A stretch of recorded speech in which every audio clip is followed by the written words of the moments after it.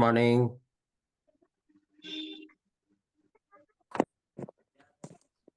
Good morning sir. Good morning good sir. Morning. Good morning common. Good common morning attendance sir. लोगे morning या sir. Class start करते हैं? Good Good morning. morning, good sir. Morning to all. Attendance tea break में ले लूंगी क्योंकि अभी कम है ना थोड़ा काउंट तो। ठीक है, तो मैं क्लास शुरू कर जी रहा हूँ। जी sir. Okay, thank you. Thank you sir.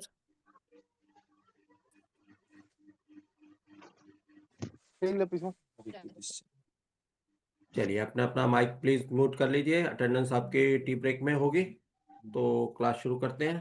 2 दिन की छुट्टी के बाद फिर से क्लास लगी है। एक दिन आपने क्लास अटेंड की, बहुत लोगों ने बहुत लंबे समय के बाद फिर से स्कूल कॉलेज का टाइम याद किया होगा। वापिस से वही क्लास, वही शेड्यूल। कुछ नया लगा?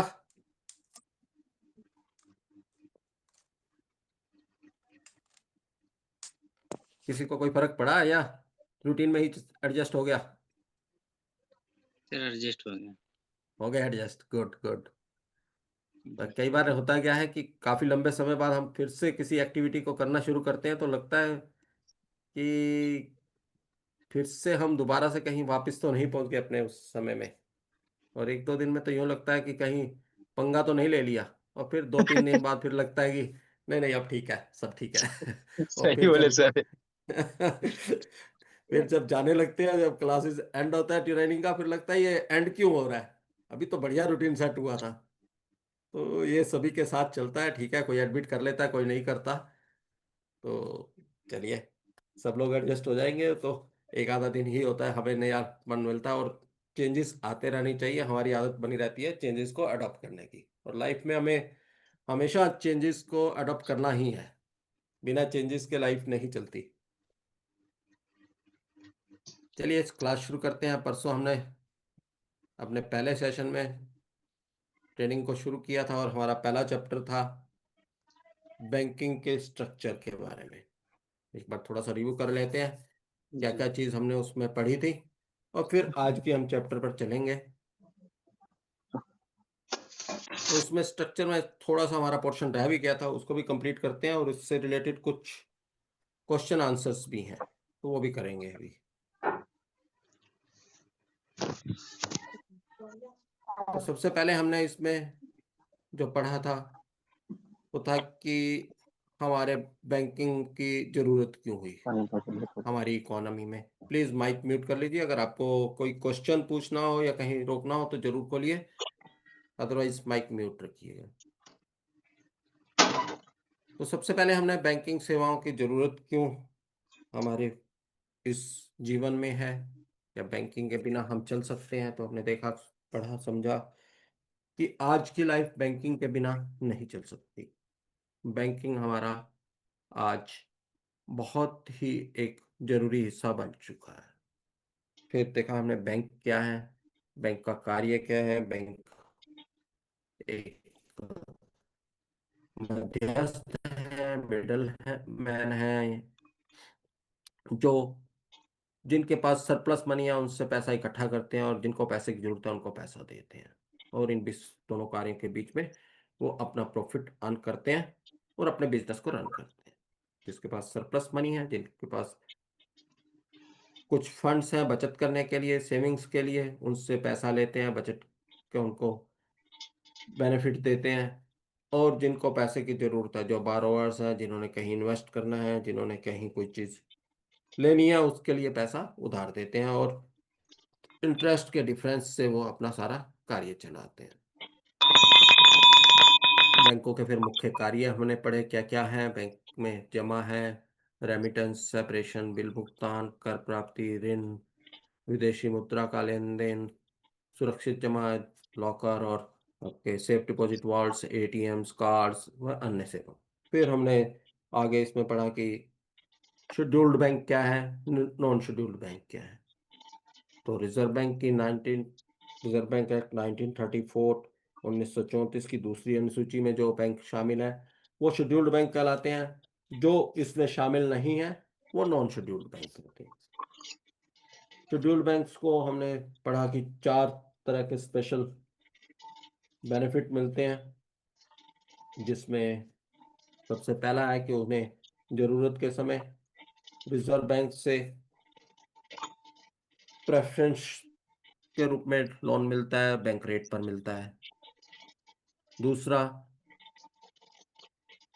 वो रिफाइनांस रिजर्व बैंक से ले सकते हैं अपने लोन्स के अगेंस्ट। तीसरा, 638724 प्लीज माइक नोट कर लीजिए।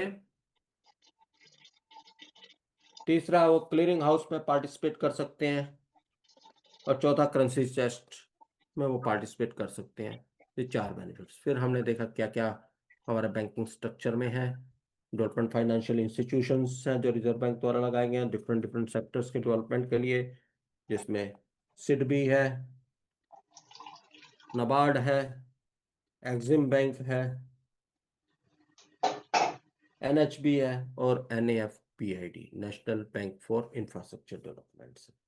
इसके अलावा फिर जो आगे हमारे कमर्शियल बैंक्स और regional rural banks, differentiated bank, विभेजित बैंक और कोऑपरेटिव बैंक्स। कमर्शियल बैंक्स में हमारे public sector banks, nationalised banks, foreign banks, विदेशी बैंक और प्राइवेट सेक्टर के बैंक्स। प्राइवेट सेक्टर में जो 1993 से पहले के हैं वो पुराने प्राइवेट सेक्टर बैंक, जो 1993 के बाद के हैं वो नए प्राइवेट सेक्टर बैंक्स। विभेजित बैंक में हमारा जो हमने पढ़ा उसमें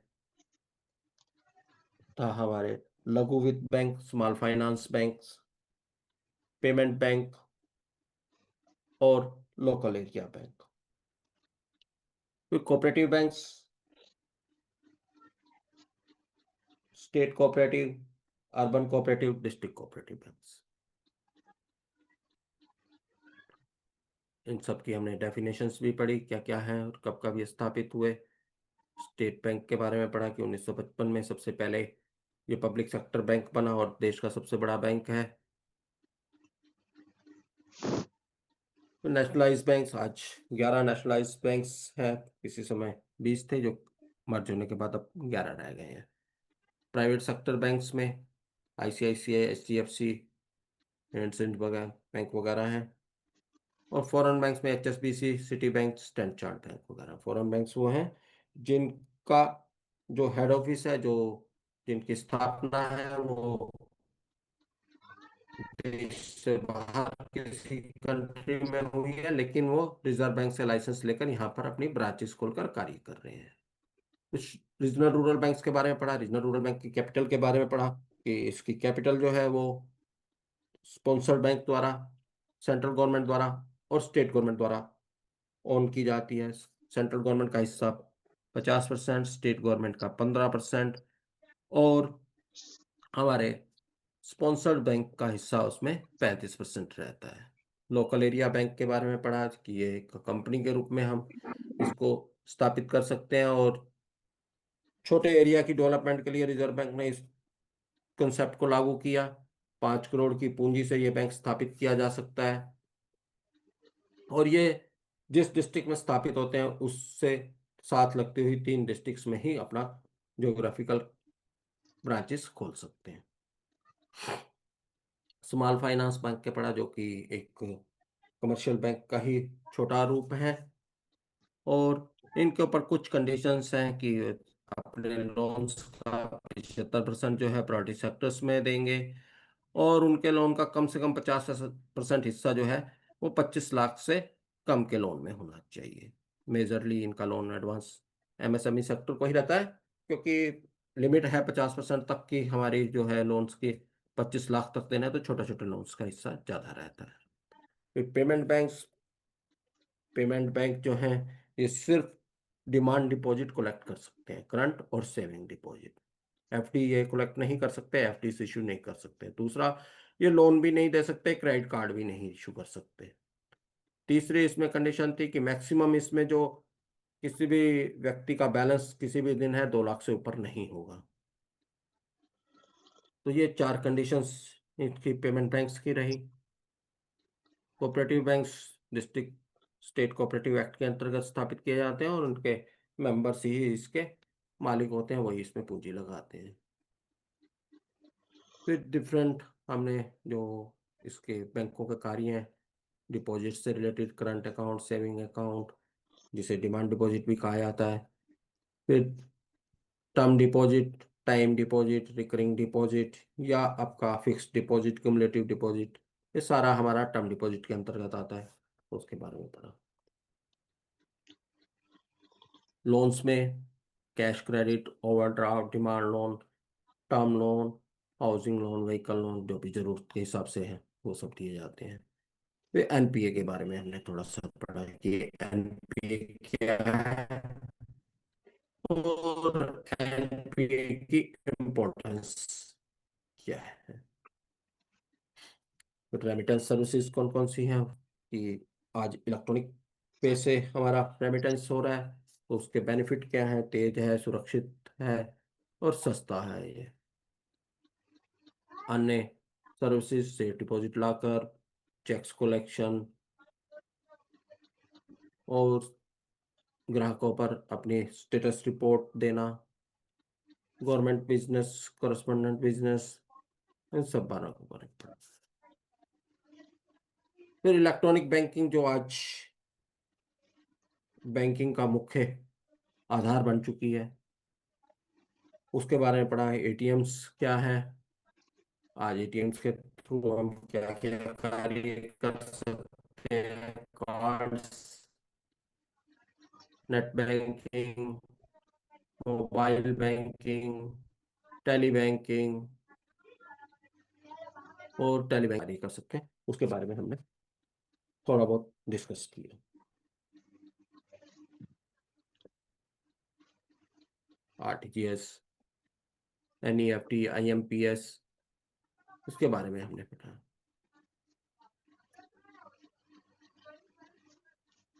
अब है कि बैंकों में विनियमन और पर्यवेक्षण का क्या सिस्टम है, कौन सा एक्ट बैंकिंग गतिविधियों को कंट्रोल करता है।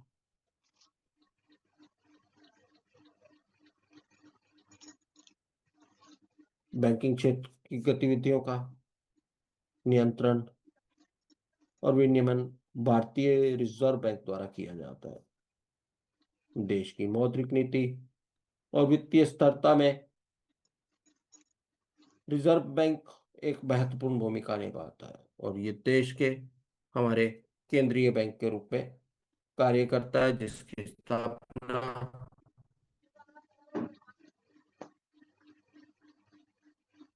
1935 में 1 अप्रैल 1934 के अधीन की गई और 1 अप्रैल 1935 से रिजर्व बैंक ने अपना कार्य शुरू किया। रिजर्व बैंक जो है हमारे देश में एक केंद्रीय बैंक के रूप में कार्य करता है और लगभग वर्ल्ड के सभी देशों में कोई ना कोई केंद्रीय बैंक रहता है और केंद्रीय बैंक का मुख्य कार्य करेंसी को जारी करना, बैंकों को मैनेज करना, कंट्रोल करना, उनको लाइसेंस देना, समय समय पर उनके निगरानी करना, उनके लिए रूल रेगुलेशन बनाना, मॉनेटरी पॉलिसी इशू करना और यह सुनिश्चित करना कि बैंक जो है निर्धारित दिशा निर्देशों का पालन कर रहे हैं। और जो बैंकों का स्थापना है वो बैंकिंग अधिनियम 1949 के अंतर्गत होती है, तो उस एक्ट के जो अधिनियम हैं या नियम हैं उनका बैंक पालन कर रहे हैं या नहीं, इस सब चीज़ों का जो कंट्रोल है, जो ऑडिट है, जो निरीक्षण है, वो रिजर्व बैंक द्वारा किया जाता है। इसी तरह से जैसे जैसे देश में विभिन्न क्षेत्रों के उत्थान के लिए जरूरत पड़ी, रिजर्व बैंक ने फाइनेंशियल इंस्टीट्यूशंस की स्थापना की, जैसे नाबार्ड, सिडमी, एनएचबी, एक्सिम और एनएबीएफआईडी। इनके बारे में हम पहले भी पढ़ चुके हैं कि नाबार्ड जो है वो कृषि क्षेत्र और ग्रामीण क्षेत्रों के लिए, सिडबी हमारा स्मॉल इंडस्ट्रीज की डेवलपमेंट के लिए, NHB हाउसिंग सेक्टर की डेवलपमेंट के लिए, एक्सिम बैंक एक्सपोर्ट इंपोर्ट के लिए, और national bank for infrastructure development, ये इंफ्रास्ट्रक्चर डेवलपमेंट के लिए इनको स्थापित किया गया, जिसके लिए इन्होंने उनकी वित्तीय जरूरतों के लिए रूल रेगुलेशन और उनको सपोर्ट देने के लिए नियम बनाए।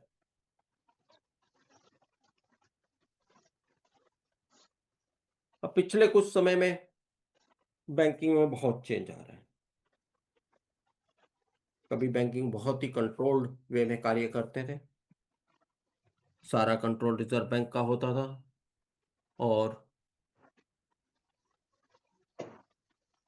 रिजर्व बैंक के द्वारा ही सारे ब्याज और सेक्टर निर्धारित किए जाते थे जहां जहां बैंक अपनी गतिविधियां कर सकते हैं। धीरे धीरे रिजर्व बैंक ने इन चीजों को ओपन करना शुरू किया। अब एक बॉर्डर डायरेक्शंस दे दी जाती हैं कि इस दायरे के अंदर काम करना है, उस दायरे में किस तरह काम करना है, ये सब कुछ बैंकों के ऊपर छोड़ दिया गया। आज इंटरेस्ट का जो भी डिसीजन है वो बैंकों द्वारा अपने आप से किया जाता है। किस सेक्टर को लैंडिंग करनी है, कितनी लैंडिंग करनी है, वो भी बैंकों द्वारा अपने आप निर्धारित किया जाता है। हालांकि रिजर्व बैंक ने एक बॉर्डर लाइन दी हुई है कि कौन कौन से सेक्टर में, जैसे प्रायोरिटी सेक्टर में अगर हम इन जनरल देखें तो 40% का मुख्य रूप से डायरेक्शन रखी गई है कि जितना लोन होगा उसका 40% प्रायोरिटी सेक्टर्स को जाएगा, और प्रायोरिटी सेक्टर की डेफिनेशन भी रिजर्व बैंक ने दी हुई है। लेकिन उसमें बैंकों के पास ये सहूलियत है कि कौन से सेक्टर को कैसे उन्होंने कवर करना है, ये बैंक खुद डिसाइड करते हैं।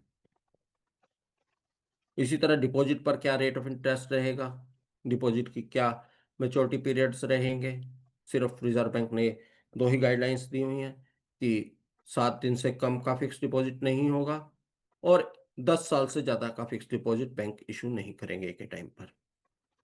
उसके बीच में क्या मैच्योरिटी पीरियड्स रहेंगे, क्या रेट ऑफ इंटरेस्ट रहेगा, आज सब कुछ बैंक अपने आप से निर्धारित करते हैं।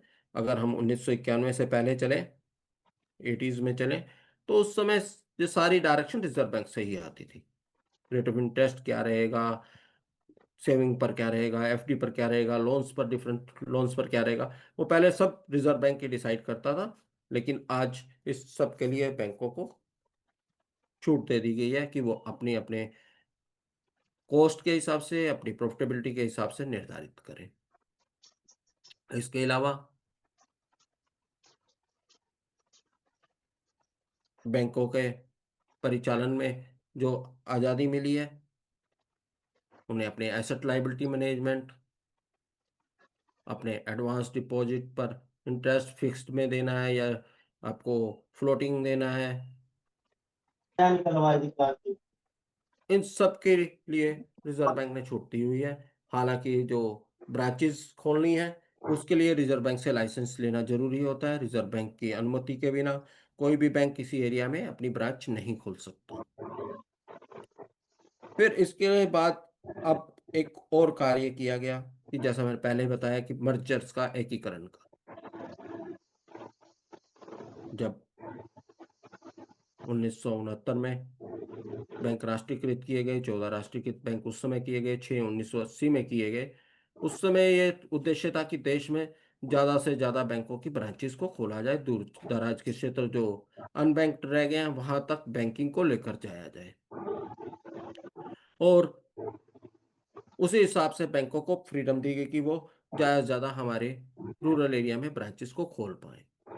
लेकिन आज इकोनॉमी की ज़रूरत को देखते हुए जब हम एक डेवलप्ड कंट्री की तरफ बढ़ रहे हैं, तो सरकार ने यह महसूस किया कि देश में बड़े बड़े बैंकों की जरूरत है। उसी मकसद को पूरा करने के लिए सरकार ने जो हमारे बैंकिंग इंडस्ट्रीज में डिफरेंट बैंक्स कार्य कर रहे हैं उनका आपस में विलय करने का फैसला किया, और जो हम पहले भी डिस्कस कर चुके हैं कि 20 बैंकों से घटकर वो 11 बैंकों पर आ गए। इसी तरह स्टेट बैंक की जो सब्सिडरीज थी उन सब का भी स्टेट बैंक में विलय कर दिया गया, ताकि हम जो है वर्ल्ड क्लास लेवल के एसेट लाइबिलिटी वाले बैंक अपने देश में खड़े कर सकें, ताकि वो हमारे जो बड़े बड़े उद्योग स्थापित हो रहे हैं या होंगे, उनकी जरूरतों को वो पूरा कर सकें और आपस में कंपटीशन को कम हो रही।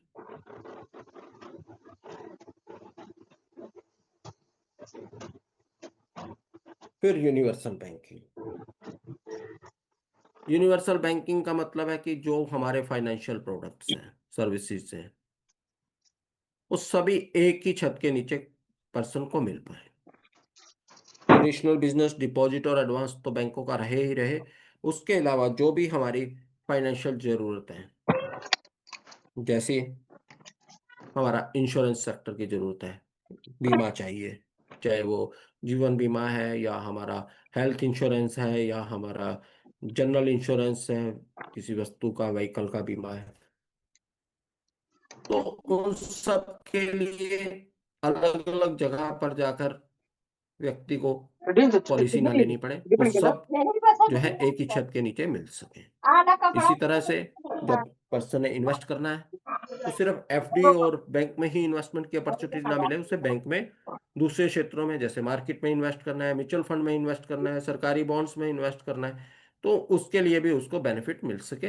तो इन सब चीजों को एक ही छत के नीचे कस्टमर को मिल सके, इसलिए यह निश्चय किया गया कि बैंक इन कार्यों को भी करेंगे। हालांकि बैंक डायरेक्टली ये काम नहीं करते हैं, जैसे आपको पहले बताया कि इंश्योरेंस का बिजनेस है, तो बैंक इंश्योरेंस के लिए किसी ना किसी कंपनी के साथ टाई अप करके उसकी एजेंसी के रूप में करते हैं, या अपनी सब्सिडरी अलग से बनाकर इंश्योरेंस की उसका लिए काम करते हैं।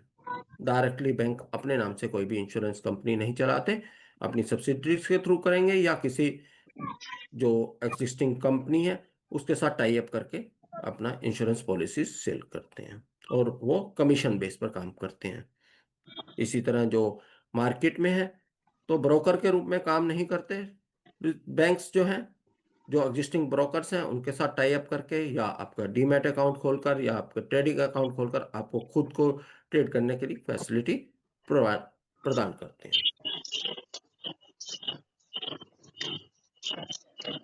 फिर फाइनेंशियल इंक्लूजन, वित्तीय समावेशन पर जोर। वित्तीय समावेशन का अर्थ है कम आय वाले वंचित समूहों को बैंकिंग के दायरे में लाकर उन्हें किफायती लागत पर बैंकिंग सेवाएं उपलब्ध कराना।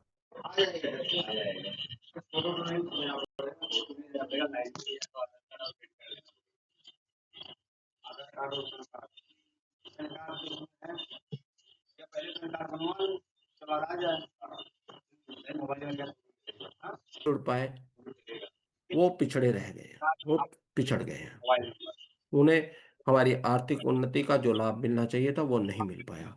इसलिए ये लक्ष्य रखा गया कि हम सभी लोगों को अपनी बैंकिंग सुविधाएं पहुंचाएंगे। तो उसमें ये देखा गया कि बैंक जो है सब कुछ करने के बाद प्राइवेट सेक्टर्स भी कर लिया, नेशनलाइज बैंक्स भी बना दिए, ब्रांचेस भी खोल ली, और जब से देश आज़ाद हुआ तब से सरकार ने कोई ना कोई कदम इस तरफ उठाया, लेकिन 1994 तक ये देखा गया कि आधी से ज्यादा आबादी तब भी बैंकिंग से वंचित थी।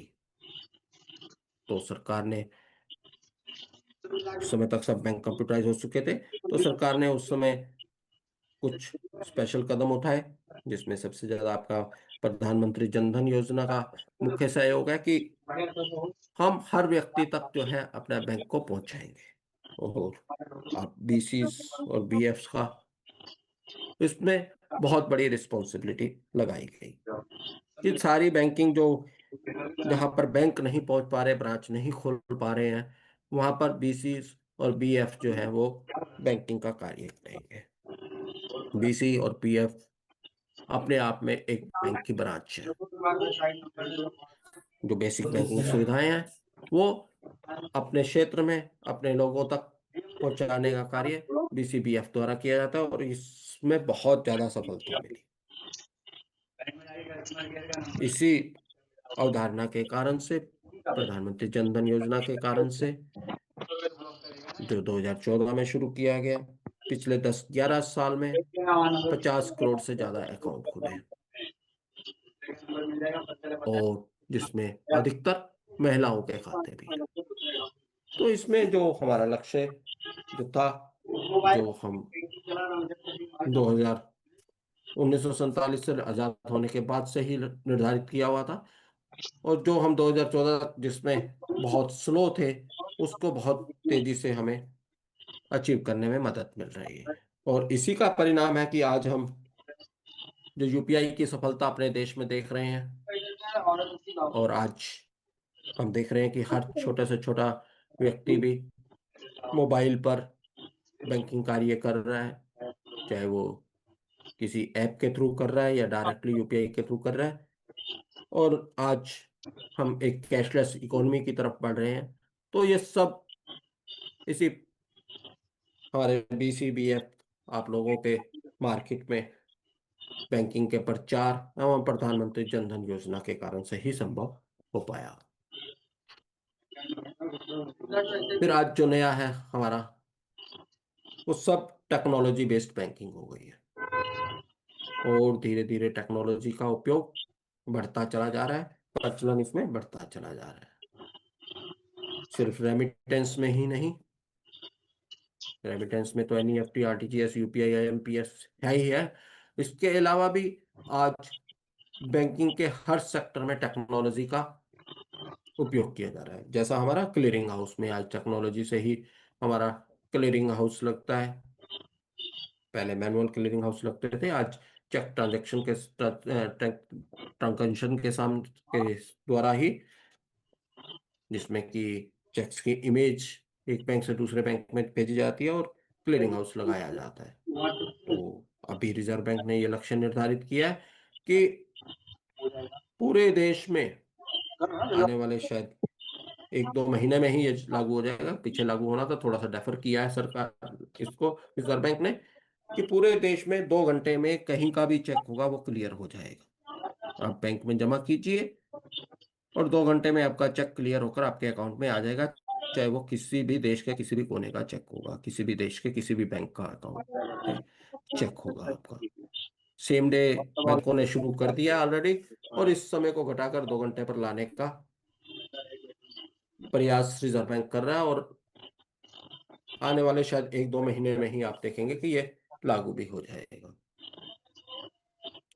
और इसी तरह से आज लोन्स को सैंक्शन करने में, लोन्स की एलिजिबिलिटी के लिए भी टेक्नोलॉजी का पूरा यूज हो रहा है।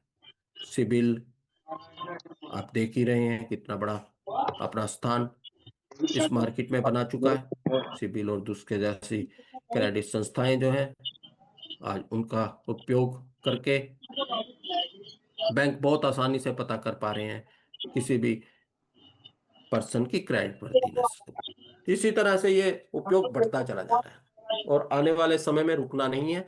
इसीलिए मैं आपको कह रहा था कि सब लोगों को हमेशा अपने आप को अपडेट रखना जरूरी है, क्योंकि टेक्नोलॉजी के कारण चेंजेस बहुत ज्यादा और बहुत स्पीड से आ रहे हैं। पहले जो चेंज आते थे मैनुअल बैंकिंग में, वो बहुत स्लो रहते थे और उनके इम्प्लीमेंटेशन में बहुत समय लगता था। आज सभी कंप्यूटराइज हो चुके हैं बैंक, और चेंज को जो अडॉप्ट करने में, चेंज को लाने में बहुत कम समय लगता है। आप आज net banking, mobile banking, ATM पर फुल ब्रांच बिजनेस, ये सारी कार्य टेक्नोलॉजी के कारण से ही कर रहे हैं, और टेक्नोलॉजी का उपयोग बढ़ता चला जा रहा है। इस तरह मोबाइल बैंकिंग हो गया। तो ये सारे कार्य हमारे जो नई हमारी जो अभी रिसेंट चेंजेस आए हैं, वो हमारे इस बैंकिंग में वो सब यही है। और इस सब के लिए अगर हम बैंकिंग से जुड़ने जा रहे हैं, BC के रूप में कार्य कर रहे हैं या बैंक के एम्प्लॉय के रूप में कार्य करते हैं, तो इन सब के लिए हमें हमेशा तैयार रहना है और हमेशा अपने आप को अपडेट रखना है। तभी हम आज के युग में इस सब चीज के साथ चल पाएंगे, वरना हम पीछे रह जाएंगे और हमारे जो कस्टमर है वो हमसे आगे हो जाएंगे। आज कस्टमर भी बहुत स्मार्ट हो चुका है। मैंने पहले भी कहा कि कस्टमर आपका आकर इम्तिहान लेता है, वो पूछता है कि आपको कुछ पता है या नहीं पता, उसी हिसाब से वो डिसाइड करता है कि आपके साथ बिजनेस करना है या नहीं करना उससे। तो अपने आप को भी एस्टेब्लिश करना है, तो इन सब चीजों को हमें लेकर चलना पड़ेगा। भाई यार चलिए अभी इस चैप्टर से रिलेटेड हम कुछ क्वेश्चन कर लेते हैं। सब लोग अपना अपना वीडियो ऑन कर लीजिए प्लीज। थोड़ी है इसको मालूम है। मैं स्क्रीन शेयर कर रहा हूँ इसके क्वेश्चन आंसर्स की। छोटा छोटा चीज सब लोग अपना अपना वीडियो ऑन कर लीजिए। हम लोगों को थोड़ी पता रहता है कि कहाँ से कॉल आएगा, कब आएगा कॉल। हम लोग को ऑफिस खुला रहता है, टाइम जाएगा।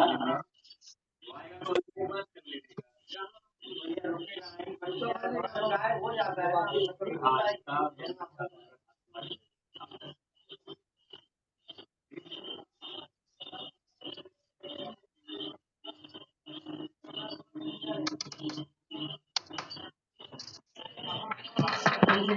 हो जाता है भाई, थोड़ा बहुत टेंशन हो जाता है।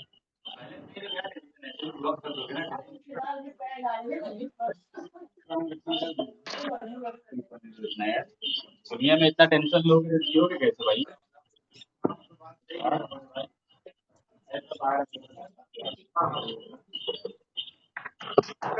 स्क्रीन पर सब ठीक से नजर आ रहा है सबको? हो गया? बोल दूंगा मेरा ATM कार्ड गायब हो गया था। Yes sir. नजर आ रहा है यस सबको सर। ठीक से? Yes sir. चलिए पढ़िए। चलो 1 बाय 1 क्वेश्चन पढ़ेंगे। नजीर पहला क्वेश्चन पढ़िए। माइक ऑन कर लीजिए अपना नजीर। Reserve bank of India. आप हिंदी में इंग्लिश में जिसमें भी कंफर्टेबल हो उसमें पढ़िए और एक ही भाषा में पढ़िए। आप क्वेश्चन पढ़िए, उसके बाद आंसर्स पढ़िए और उसके बाद बताइए क्या आंसर ठीक होगा बस। हाँ जी पढ़िए नासिर पहला क्वेश्चन। निम्नलिखित में से कौन भारत के केंद्रीय बैंक के रूप में कार्य करता है और देश की बैंकिंग प्रणाली को विनियमित करने के लिए जिम्मेदार है? तो सर हमको लगता है भारतीय रिजर्व बैंक।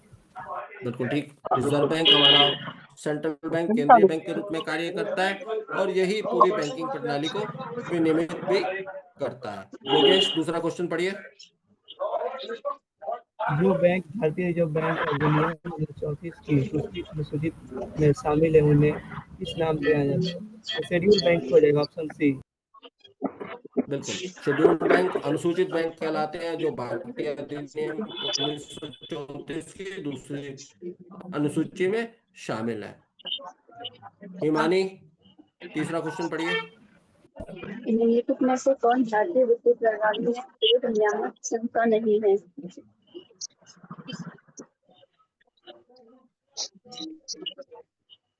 बोलिए आंसर। सर आरबीआई हो। नहीं आरबीआई तो नियामक संस्था है नहीं है उसने पूछा है। IRDA होगा सर। IRDA देखिए नहीं, रिजर्व बैंक हमारे बैंकिंग प्रणाली को कंट्रोल करता है। सेबी जो है हमारी मार्केट को, हमारा शेयर बाजार और म्यूचुअल फंड को।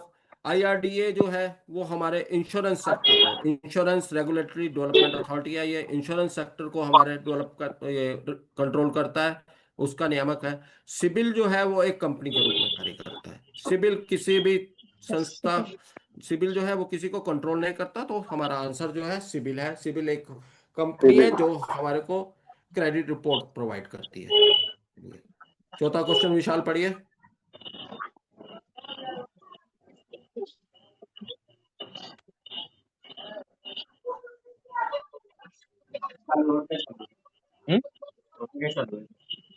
विशाल क्वेश्चन पूछ रहा है।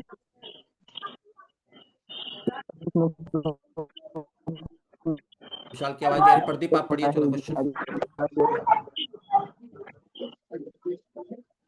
किस प्रकार का बैंक मुख्य रूप से सरकार के स्वामित्व में होता है, जिसके अधिकांश शेयर सरकार के पास होते हैं? निजी क्षेत्र का बैंक, विदेशी बैंक, सार्वजनिक क्षेत्र के बैंक या सहकारी बैंक? क्या आंसर होगा? सहकारी कोई बैंक जहाँ तक है। पब्लिक सेक्टर बैंक होगा सर। सरकारी बैंक, सार्वजनिक क्षेत्र। पब्लिक सेक्टर बैंक होगा तो सार्वजनिक क्षेत्र के बैंक। बिल्कुल सी इज द करेक्ट आंसर। सार्वजनिक क्षेत्र के बैंक, पब्लिक सेक्टर बैंक्स में जो सरकार का हिस्सा है वो 50% से ऊपर रहता है। कोऑपरेटिव बैंक्स में आपको बताया, सहकारी क्षेत्र के बैंक कोऑपरेटिव सोसाइटी की तरह चलते हैं, इनमें सरकार का कोई हिस्सा नहीं होता। ये सारे जो है कोऑपरेटिव बैंक्स कोऑपरेटिव सोसाइटी की तरह होते हैं और इनके मेंबर्स का ही इसमें सारा हिस्सा होता है। जो कोऑपरेटिव के मेंबर्स होते हैं। जैसे हमारे नॉर्मल कोऑपरेटिव सोसाइटी होती है, वैसे ही ये कोऑपरेटिव सोसाइटीज होती हैं। फॉरेन बैंक में तो विदेशी कंपनीज का ही हिस्सा रहता है, और प्राइवेट क्षेत्र के बैंक में तो पब्लिक का हिस्सा होता है। तो सी इज द करेक्ट आंसर। चलिए प्रदीप, पांचवा क्वेश्चन पढ़िए।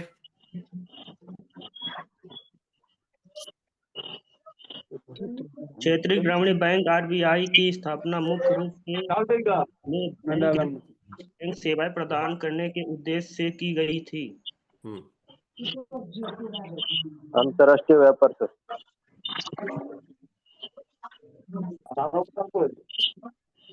ग्रामीण और अर्ध शहरी क्षेत्र। बिल्कुल, आपको नाम से ही पता लग जाना चाहिए कि ग्रामीण क्षेत्र का बैंक है, वो क्षेत्रीय ग्रामीण बैंक है। तो उसके जो स्थापना की गई ग्रामीण और अर्ध शहरी क्षेत्रों के लिए की गई। अंतरराष्ट्रीय व्यापार के लिए तो एक्सिम बैंक है हमारे भैया। जो हमारे कमर्शियल बैंक हैं वो कार्य कर रहे हैं, या उनको जो मॉनिटर करता है या उनके लिए रूल रेगुलेशंस बनाता है, वो एक्सिम बैंक है, एक्सपोर्ट इंपोर्ट बैंक है।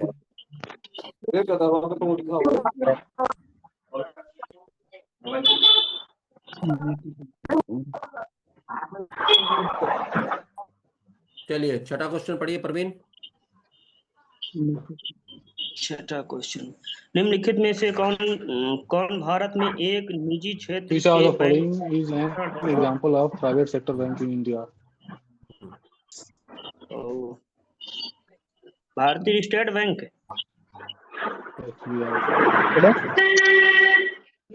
हेलो, सब सहमत है स्टेट बैंक से? नहीं, HDFC हाँ बैंक। क्या होगा देखो। बिल्कुल, HDFC बैंक ही इसमें जो दिया हुआ है लिस्ट, उसमें प्राइवेट सेक्टर का बैंक है। भारतीय स्टेट बैंक तो पब्लिक सेक्टर का बैंक है भैया, प्राइवेट सेक्टर का कैसे हो जाएगा? Punjab national bank, bank of Baroda, ये सब पब्लिक सेक्टर के बैंक है। HDFC बैंक प्राइवेट सेक्टर का बैंक है। चलिए नेक्स्ट क्वेश्चन युवराज। सहकारी बैंक ऐसे वित्तीय संस्थान है जो इसमें आएगा सर।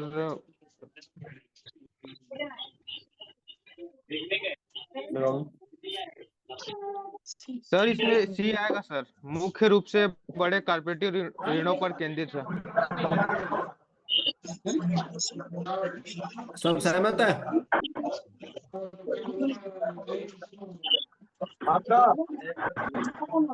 तो ये कोऑपरेटिव बैंक्स हैं, बार बार बता रहा हूँ, सहकारी क्षेत्र के bank, cooperative banks. Cooperative banks कैसे काम करते हैं? एक कोऑपरेटिव सोसाइटीज की तरह, और उसके मालिक कौन है? उसके अपने मेंबर्स। कोऑपरेटिव का कौन मेंबर मालिक होता है? जो कोऑपरेटिव सोसाइटीज के मेंबर्स हैं। B is the correct answer. अपने सदस्यों के स्वामित्व और नियंत्रण में है, owned and controlled by their members only। Vikram आठवां क्वेश्चन पढ़िए। आधार कार्ड लगते ना। प्रकार के बैंक को ऋण या क्रेडिट कार्ड प्रदान करने के लिए अधिकृत नहीं है, और उनकी सेवाएं बचत खातों, धन हस्तांतरण और बिल भुगतान तक सीमित हैं। बताइए कौन से हैं? लघु वित्त बैंक है, भुगतान बैंक है, क्षेत्रीय ग्रामीण बैंक है, वाणिज्यिक बैंक है।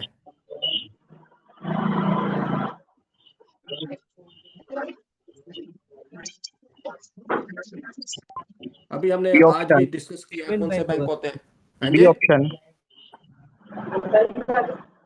Payments bank. पेमेंट बैंक जो है वो हमारे ऋण या क्रेडिट कार्ड नहीं कर सकते, जबकि सिर्फ वो हमारे डिमांड डिपॉजिट्स ही कलेक्ट कर सकते हैं, और वो रेमिटेंस का कार्य कर सकते हैं। चलिए 9th क्वेश्चन पढ़िए। भंडारे, मैडम भंडारे पढ़िए। Which of the following is the largest commercial bank in India? C. Exactly. State Bank of India is the largest commercial bank of India। Bharat का सबसे बड़ा वाणिज्यिक bank state bank of India है। चलिए 10वां क्वेश्चन जैनिश। जैनिश हाँ पल्लव आप सर। पढ़िए। हाँ पढ़िए, 10वां क्वेश्चन पढ़िए हाँ जैनिश। पाशे सर। लगे स्थापन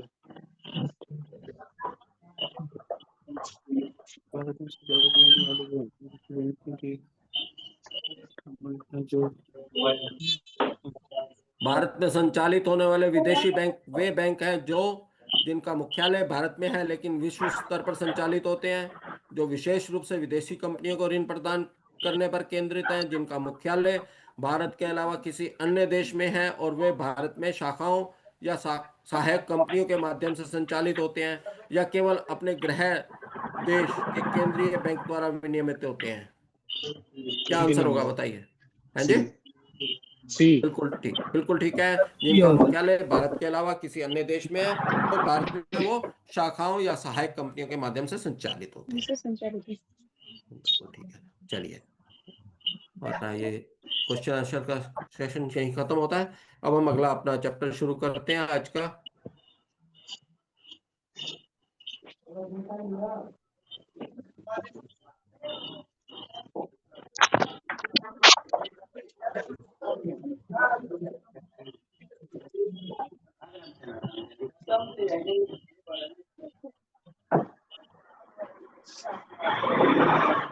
अकाउंट ओपन करना, केवाईसी मैकेनिज्म और ऑपरेशंस। हमारे देश में बैंकों में खाता खोलने के लिए क्या क्या डॉक्यूमेंट्स चाहिए, किस तरह से अकाउंट ओपन होता है, क्या नियम है, क्या रेगुलेशंस हैं, खाता खोलने की क्या प्रक्रिया है, डिपॉजिटर्स की फोटो कब ली जाती है, उसके रेसिडेंट सिग्नेचर्स क्या है, नॉमिनेशन क्या है, और धन शोधन रोकथाम, हमारा मनी लॉन्ड्रिंग कंट्रोल और रिजर्व बैंक के क्या दिशा निर्देश हैं जमा खातों को चलाने के लिए। सर हाँ बोलिए। सर बोल रहे थे जो अकाउंट ओपनिंग होगा तो वो आप डिस्प्ले में डेमो में दिखाएंगे क्या, तो बहुत सुविधा होता है। किस तरह से जो आपको अकाउंट देखना है? जिसको अकाउंट ओपनिंग डेमो जो होता है जैसे ओपनिंग करता है। नहीं देखो, तो ओपनिंग के लिए जो आपको डॉक्यूमेंट्स चाहिए हाँ सर, वही चीज हम बताएंगे आपको कि क्या क्या तो आपको लेकर जाना है डॉक्यूमेंट्स को और उसका क्या इंपॉर्टेंस है, किस लिए वो डॉक्यूमेंट लगाया जा रहा है। ठीक है। उसमें डिस्प्ले मैं में आपको क्या करें, डिस्प्ले में आपको एक सेशन में अकाउंट ओपनिंग फॉर्म भरने का एक सेशन है आपका, कि अकाउंट हाँ ओपनिंग तो फॉर्म कैसे फिल करते हैं उसके लिए अलग से आपका एक सेशन है, एक पार्ट है, वो अलग से आएगा। तो अभी हम जो डिस्कस करेंगे इस सेशन में वो यही होगा कि जो हमारे अकाउंट ओपनिंग के लिए डॉक्यूमेंट्स क्या लगने हैं और उसका उद्देश्य क्या है, केवाईसी किस लिए लगाया गया, केवाईसी का मतलब क्या है, ठीक है फोटो सर, नहीं वही है तो बोल रहे वो हैं। क्या ठीक है। है, हाँ ठीक है बिल्कुल, ये सर, वही आपको, बोल। हाँ ये आपको यहाँ पर डिस्प्ले पर ही मिलेगा। और इसके अलावा जो अकाउंट ओपनिंग का है वो आपको अलग से सेशन में अकाउंट ओपनिंग किस तरह से फिल करना है वो अलग से बताया जाएगा। ठीक है ठीक सर, है, ठीक है, ठीक। चलिए। हमारे देश में जब भी हम किसी बैंक में अकाउंट खोलना चाहते हैं तो सबसे पहले हमें, आप लोग भी अकाउंट खोलते हैं, आप लोगों का कार्य भी रहेगा, जो लोग बीसी नहीं है, बीसी का कार्य करने जा रहे हैं या जो ऑलरेडी बीसी का कार्य कर रहे हैं, तो आप लोगों को भी बैंक अकाउंट खोलने की पावर दी गई, चाहे वो जनधन अकाउंट हो और चाहे आपका कोई भी अकाउंट खुल रहा हो। सभी अकाउंट्स को खोलने के लिए केवाईसी कंप्लीट करना बहुत जरूरी है। सबसे पहला स्टेप भी बैंक में जो अकाउंट खोलने का है, बैंक में ही नहीं, आप म्यूचुअल फंड में भी खोल रहे हैं, आप आज इंश्योरेंस प्रोडक्ट भी ले रहे हैं, तो हर जगह केवाईसी, किसी भी फाइनेंशियल ट्रांजैक्शन में जा रहे हैं, चाहे आप डीमैट अकाउंट खोल रहे हैं, चाहे आप कोई ट्रेडिंग अकाउंट खोलते हैं, तो हर जगह आपका केवाईसी किया जाता है। कि केवाईसी क्या है? केवाईसी का फुल फॉर्म है नो यूर कस्टमर, अपने ग्राहक के बारे में जानो। जब हम 80s की बात करते हैं, 1980s में, उस समय जो अकाउंट खोले जाते थे बैंकों में वो बहुत ही आसान तरीके से खोले जाते थे। उसमें अगर हम ये कहें कि बहुत ज़्यादा स्क्रूटनी कस्टमर की नहीं की जाती थी, ठीक है, उस समय भी ग्राहक की पहचान की जाती थी, लेकिन उस पहचान का तरीका इतना आसान था कि लोग उस सिस्टम को बहुत जल्दी फुल प्रूफ उसको में मतलब गलत अकाउंट भी खोल लेते थे। उस समय क्या होता था कि आपका कोई भी राशन कार्ड है, कोई भी आपका सरकारी डॉक्यूमेंट है, आप अपने नाम से दिखाइए और जिसका एग्जिस्टिंग अकाउंट है उसकी एक गवाही दीजिए। गवाही भी नहीं होती थी, सिर्फ इंट्रोडक्शन होती थी, वो दीजिए और अकाउंट खुल जाता था। तो ये देखा गया कि धीरे धीरे लोग स्मार्ट हो गए हैं। लोग जो है बैंकिंग अकाउंट्स का उपयोग हमारे जो ब्लैक मनी है, जिसको 2 नंबर का पैसा कहते हैं, उसको 1 नंबर के बनाने में यूज करने लग गए। तो सरकार ने और रिजर्व बैंक ने इस तरफ ध्यान दिया और उन्होंने ये देखा कि जब हम अकाउंट खोलने में अगर इस तरह से डील रखेंगे तो इसको रोकना असंभव है। तो सरकार ने, रिजर्व बैंक ने नियम बनाए कि जब भी कोई अकाउंट खोलेगा तो उससे पहले ग्राहक की अच्छी तरह से पहचान की जाएगी। और उसके लिए उन्होंने निर्धारित किया कि कुछ डॉक्यूमेंट्स रहेंगे, सिर्फ उन्हीं के बेस पर ही ग्राहक की पहचान की जाएगी। और इसी क्षेत्र में आधार ने भी बहुत बड़ी मदद की, क्योंकि एक आधार जो है एक बहुत हमारा ऐसा डॉक्यूमेंट बना जिसको ऑनलाइन वेरीफाई भी कर सकते हैं। अब तक जो डॉक्यूमेंट्स थे वो सभी मैनुअल थे और उसमें चेंजेस भी बड़े आसानी से की जा सकती थी और कोई उसके ज़्यादा उसमें सिक्योरिटी फीचर नहीं थे। इसलिए जो है अब तक के जो डॉक्यूमेंट्स थे, जैसे हमारा ड्राइविंग लाइसेंस था, पासपोर्ट था, या हमारे जो राशन कार्ड थे, लोकल इंस्टीट्यूशन से मिले हुए लेटर्स वगैरह, जो भी बैंक अपनी पहचान के लिए लेते थे, उन सभी में कुछ ना कुछ ये देखा गया कि दिक्कत है और वो कहीं भी हम सिस्टम के साथ छेड़छाड़ करके उसको यूज कर सकते हैं। तो सरकार ने, रिजर्व बैंक ने कुछ डॉक्यूमेंट्स निर्धारित किए। सिर्फ हिमानी अपना माइक ऑफ करिए। सर बोलिए ना भाई, ऑफ करने के लिए। तो उस समय जो है हमने देखा सरकार ने, रिजर्व बैंक ने हमें डॉक्यूमेंट्स निर्धारित करके दिए कि सिर्फ उन्हीं डॉक्यूमेंट्स के बेस पर ही जो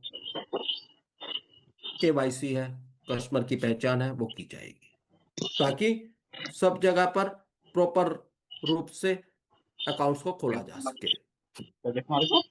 केवाईसी का सबसे बड़ा उद्देश्य यही है कि एक तो पर्सन का, जिस पर्सन का है उसी पर्सन का अकाउंट खोले, ताकि मनी लॉन्ड्रिंग के लिए उसको यूज ना किया जा सके, धन समाशोधन के लिए, ब्लैक मनी को कन्वर्ट करने के लिए उसका यूज ना किया जा सके, और अगर किया भी जाए तो आसानी से उस तक पहुंचा जा सके। इसीलिए आज देखा जाता है कि अकाउंट खोलते समय, आपने भी जब खोले होंगे अकाउंट, तो बैंक्स बहुत ज्यादा ध्यान देते हैं। और आज तो मैक्सिमम अकाउंट्स आधार के बेस पर ही खुल रहे हैं, और वो भी ऑनलाइन वेरिफिकेशन के बाद। शायद बीसीज के पास तो अकाउंट्स खुलते ही सिर्फ आधार वेरिफिकेशन के बाद ही हैं, कि ऑनलाइन आप वेरीफाई कर लेते हैं उसको। जब आप सेटिस्फाई हो जाते हैं, कस्टमर ठीक है, उसी नाम से खुल रहा है, उसी नाम का पर्सन है, और उसकी पहचान जो है, हमारे जो डिजिटल हमारे पास प्रूफ आया आधार का, उसके बेस पर आपने कर लिया, तभी हम अकाउंट खोल पाते हैं। जो ऑफिशियल वैलिड डॉक्यूमेंट, जो डॉक्यूमेंट्स रिजर्व बैंक ने कहे हैं कि हम खाता खोलने के लिए रखेंगे, तो सबसे पहले तो कस्टमर अकाउंट ओपनिंग फॉर्म भर के देगा, उसके साथ अपनी जो फोटो है वो लगाएगा, और उसके बाद उसे 6 ऑफिशियल वैलिड डॉक्यूमेंट्स हैं। सभी प्लीज नोट कर लेना, ये आपके डेली यूज में भी काम आने वाला है और पेपर्स में भी आने वाला है। सिर्फ 6 ही ऑफिशियल वैलिड डॉक्यूमेंट है। ऑफिशियली वैलिड डॉक्यूमेंट ही बोलते हैं, एवीडी ही, ओवीडी ही इनको बोलते हैं। क्वेश्चन ओवीडी पर भी आ सकता है और ऑफिशियल वैलिड डॉक्यूमेंट्स भी लिख कर आ सकता है। तो कौन कौन से 6 हमारे डॉक्यूमेंट्स हैं जिनके बेस पर हम अकाउंट खोल सकते हैं? सबसे पहला है पासपोर्ट। दूसरा ड्राइविंग लाइसेंस, तीसरा आधार, चौथा हमारा election card, voter ID, voter card, पांचवा इसमें नरेगा ने, अगर कोई व्यक्ति नरेगा के अंडर काम कर रहा है तो उसे जो स्टेट गवर्नमेंट के ऑफिशियल ने उसे लेटर साइन करके दिया है, जॉब कार्ड दिया हुआ है, वो जॉब कार्ड। और छठा है हमारा नेशनल पॉपुलेशन रजिस्टर की तरफ से जारी लेटर, जिसमें नाम और पते की जानकारी है। जहां जहां नेशनल पॉपुलेशन रजिस्टर बन चुका है वहां पर वहां के अधिकारी ऐसा लेटर देते हैं जिसमें नाम पते की जानकारी होती है। तो ये सिर्फ 6 डॉक्यूमेंट्स हैं। अगर इन 6 डॉक्यूमेंट्स में से एक भी डॉक्यूमेंट किसी के पास नहीं है तो उसकी केवाईसी कंप्लीट नहीं हो सकती। और सिर्फ एक ही डॉक्यूमेंट चाहिए हमें केवाईसी कंप्लीट करने के लिए। इन 6 में से कोई भी एक डॉक्यूमेंट हो जाए। कोई पैन नहीं है केवाईसी के लिए कंपल्शन, मैं सिर्फ केवाईसी की बात कर रहा हूं। अकाउंट ओपनिंग के लिए हमें चाहिए होगा पैन, लेकिन केवाईसी के लिए हमें इन्हीं 6 में से एक डॉक्यूमेंट चाहिए। पासपोर्ट, ड्राइविंग लाइसेंस, आधार, वोटर आईडी, नरेगा का जॉब कार्ड या नेशनल पॉपुलेशन रजिस्टर द्वारा दिया गया लेटर जिसमें एड्रेस और नेम लिखा हुआ हो पर्सन का।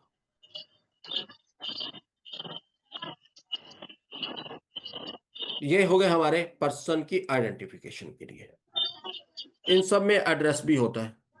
अगर तो पर्सन का एड्रेस सेम है, आज जिस एड्रेस पर वो हमारा अकाउंट खुलवाने आया है, और वो एड्रेस कस्टमर का वही है जो उसके डॉक्यूमेंट्स में, जो डॉक्यूमेंट वो हमें दे रहा है, फिर कोई एडिशनल डॉक्यूमेंट की कोई जरूरत नहीं। लेकिन अगर एड्रेस उसका वो नहीं है, उसका एड्रेस अलग है और वो इन किसी डॉक्यूमेंट में उसने अपडेट नहीं करवाया है, क्योंकि इन सभी डॉक्यूमेंट्स में एड्रेस अपडेट हो सकता है। अगर किसी पर्सन का एड्रेस जो प्रेजेंट एड्रेस है वो इन डॉक्यूमेंट्स में नहीं है, तो पर्सन को एड्रेस वेरिफिकेशन के लिए हम इन 4 डॉक्यूमेंट्स में से कोई चीज लेकर उसका एड्रेस वेरीफाई कर सकते हैं। लेकिन ये सिर्फ एक टेम्परेरी अरेंजमेंट है। इसके द्वारा अकाउंट खुल जाएगा, लेकिन वो वैलिड 3 महीने के लिए रहेगा। इन 3 महीने के अंदर अंदर कस्टमर को अपना एड्रेस, जो हमारे 6 ऑफिशियल वैलिड डॉक्यूमेंट्स थे, जो ये 6 हमारे ऑफिशियल वैलिड डॉक्यूमेंट्स हैं, 3 महीने के अंदर अंदर उसे इसमें एड्रेस अपना ठीक करवाना होगा और फिर से बैंक को देना होगा, तभी उसका अकाउंट चालू होगा। नहीं तो 3 महीने बाद बैंक उस अकाउंट को स्टॉप कर सकता है, फ्रीज कर सकता है। तो ये जो अरेंजमेंट दिया गया कि आपका एड्रेस अभी अपडेट नहीं है तो आप 3 महीने के अंदर अंदर बैंक को अपडेट करके दे दीजिए, और उसके बदले में जो एड्रेस वेरिफिकेशन के हमारे डॉक्यूमेंट्स रहेंगे वो रहेगा यूटिलिटी बिल, जो 2 महीने से ज्यादा पुराना नहीं हो, जैसे बिजली का बिल है, फोन का बिल है, पानी का बिल है या पाइप्ड गैस का बिल है। इनमें से कोई उसके पर्सन के नाम से है, उसके वर्तमान एड्रेस पर है, वो डॉक्यूमेंट लिया जा सकता है। उसकी प्रॉपर्टी की रिसीट है या म्यूनसिपल कमेटी की कोई रिसीप्ट है उसके नाम से, वो ली जा सकती है एड्रेस प्रूफ के लिए। उसका पीपीओ है, PPO pension payment order, pension या पारिवारिक पेमेंट भुगतान ऑर्डर, वो लिया जा सकता है एग्जिस्टिंग एड्रेस के प्रूफ के लिए। या सेंट्रल या स्टेट गवर्नमेंट का जो एम्प्लॉइज हैं उनको जो ट्रांसफर होती है तो उस जगह पर उनको अकोमोडेशन प्रोवाइड की जाती है, उनको मकान दिया जाता है सेंट्रल गवर्नमेंट या स्टेट गवर्नमेंट द्वारा। अगर कोई ऐसा उनको अकोमोडेशन प्रोवाइड की गई या मकान दिया गया तो उसका जो लेटर मिलता है उनको, जिसमें एड्रेस दिया रहता है कि कौन सी अकोमोडेशन उनको प्रोवाइड की गई है वो। तो ये 4 में से कोई डॉक्यूमेंट देकर वो अपना एड्रेस वेरिफिकेशन करवा सकता है। लेकिन ये स्टॉप गैप अरेंजमेंट है, सिर्फ 3 महीने के लिए। आपको 3 महीने के अंदर अंदर जो आपका प्रेजेंट एड्रेस है वो आपको ऑफिशियल वैलिड डॉक्यूमेंट में 3 महीने के अंदर अंदर अपडेट करवाना होगा, और अगर फिर 3 महीने में अपडेट करवा के बैंक को देना होगा। अगर आप नहीं देते तो बैंक आपका अकाउंट क्लोज कर सकता है या स्टॉप कर सकता है। अब अकाउंट खोलना, कौन कौन अकाउंट खोल सकते हैं? सबसे पहले व्यक्ति, और व्यक्ति जो हम इसमें फिजिकल पर्सन ही नहीं आता व्यक्ति में। इस व्यक्ति की डेफिनेशन में आते हैं, हमारा फिजिकल पर्सन है हिंदू अनडिवाइडेड फैमिली, HUFP हमारा व्यक्ति की डेफिनेशन में आता है। एक रजिस्टर्ड कंपनी जो इंडियन कंपनीज एक्ट के अंतर्गत रजिस्टर्ड है, वो कंपनी भी आती है। कोई फर्म है वो भी व्यक्ति में शामिल होगी। व्यक्तियों का संघ है, समूह है, ज्वाइंट अकाउंट्स है, वो भी इसमें शामिल होगा। कोई एसोसिएशन ऑफ पर्संस है, कई बार एसोसिएशन पर्संस मिलकर कोई संस्था बना लेते हैं, चाहे वो हमारी रजिस्टर्ड हो या ना हो, वो भी अकाउंट खोल सकते हैं। और हर कृत्रिम कानूनी व्यक्ति जो ऊपर A से E में शामिल नहीं है, या कोई भी एजेंसी, ऑफिस या ब्रांच जिसका मालिकाना हक या कंट्रोल ऊपर बताए गए किसी व्यक्ति के पास हो, तो इन सब की जो हमारे A से D तक, E तक बताए गए, इनकी कोई ब्रांच हो वो भी अकाउंट खोल सकती है। या इसके अलावा कोई हमारा आर्टिफिशियल पर्सन है तो वो भी अकाउंट खोल सकते हैं। तो ये सारे हमारे अकाउंट खोल सकते हैं। फिर आते हैं लाभकारी स्वामी, हितकारी स्वामी। इसकी पहचान करना अकाउंट खोलते हुए बहुत जरूरी है। रिजर्व बैंक की गाइडलाइंस है, जब हम अकाउंट खोलते हैं तो उस समय हमें बेनिफिशियरी ओनर्स, लाभकारी स्वामी की पहचान भी करनी, सुनिश्चित करनी जरूरी है। लाभकारी स्वामी कौन है? यह वह प्राकृतिक व्यक्ति है जो या तो अकेले या एक साथ या एक से अधिक न्यायिक व्यक्तियों के माध्यम से कार्य कर रहा हो, और जो नियंत्रण, स्वामित्व, हित रक्षा हो, और जो अन्य माध्यमों से नियंत्रण रखता हो। तो हितकारी स्वामी कौन है? यह वो व्यक्ति है जिसको उस अकाउंट से या उस व्यापार से पूरा बेनिफिट मिल,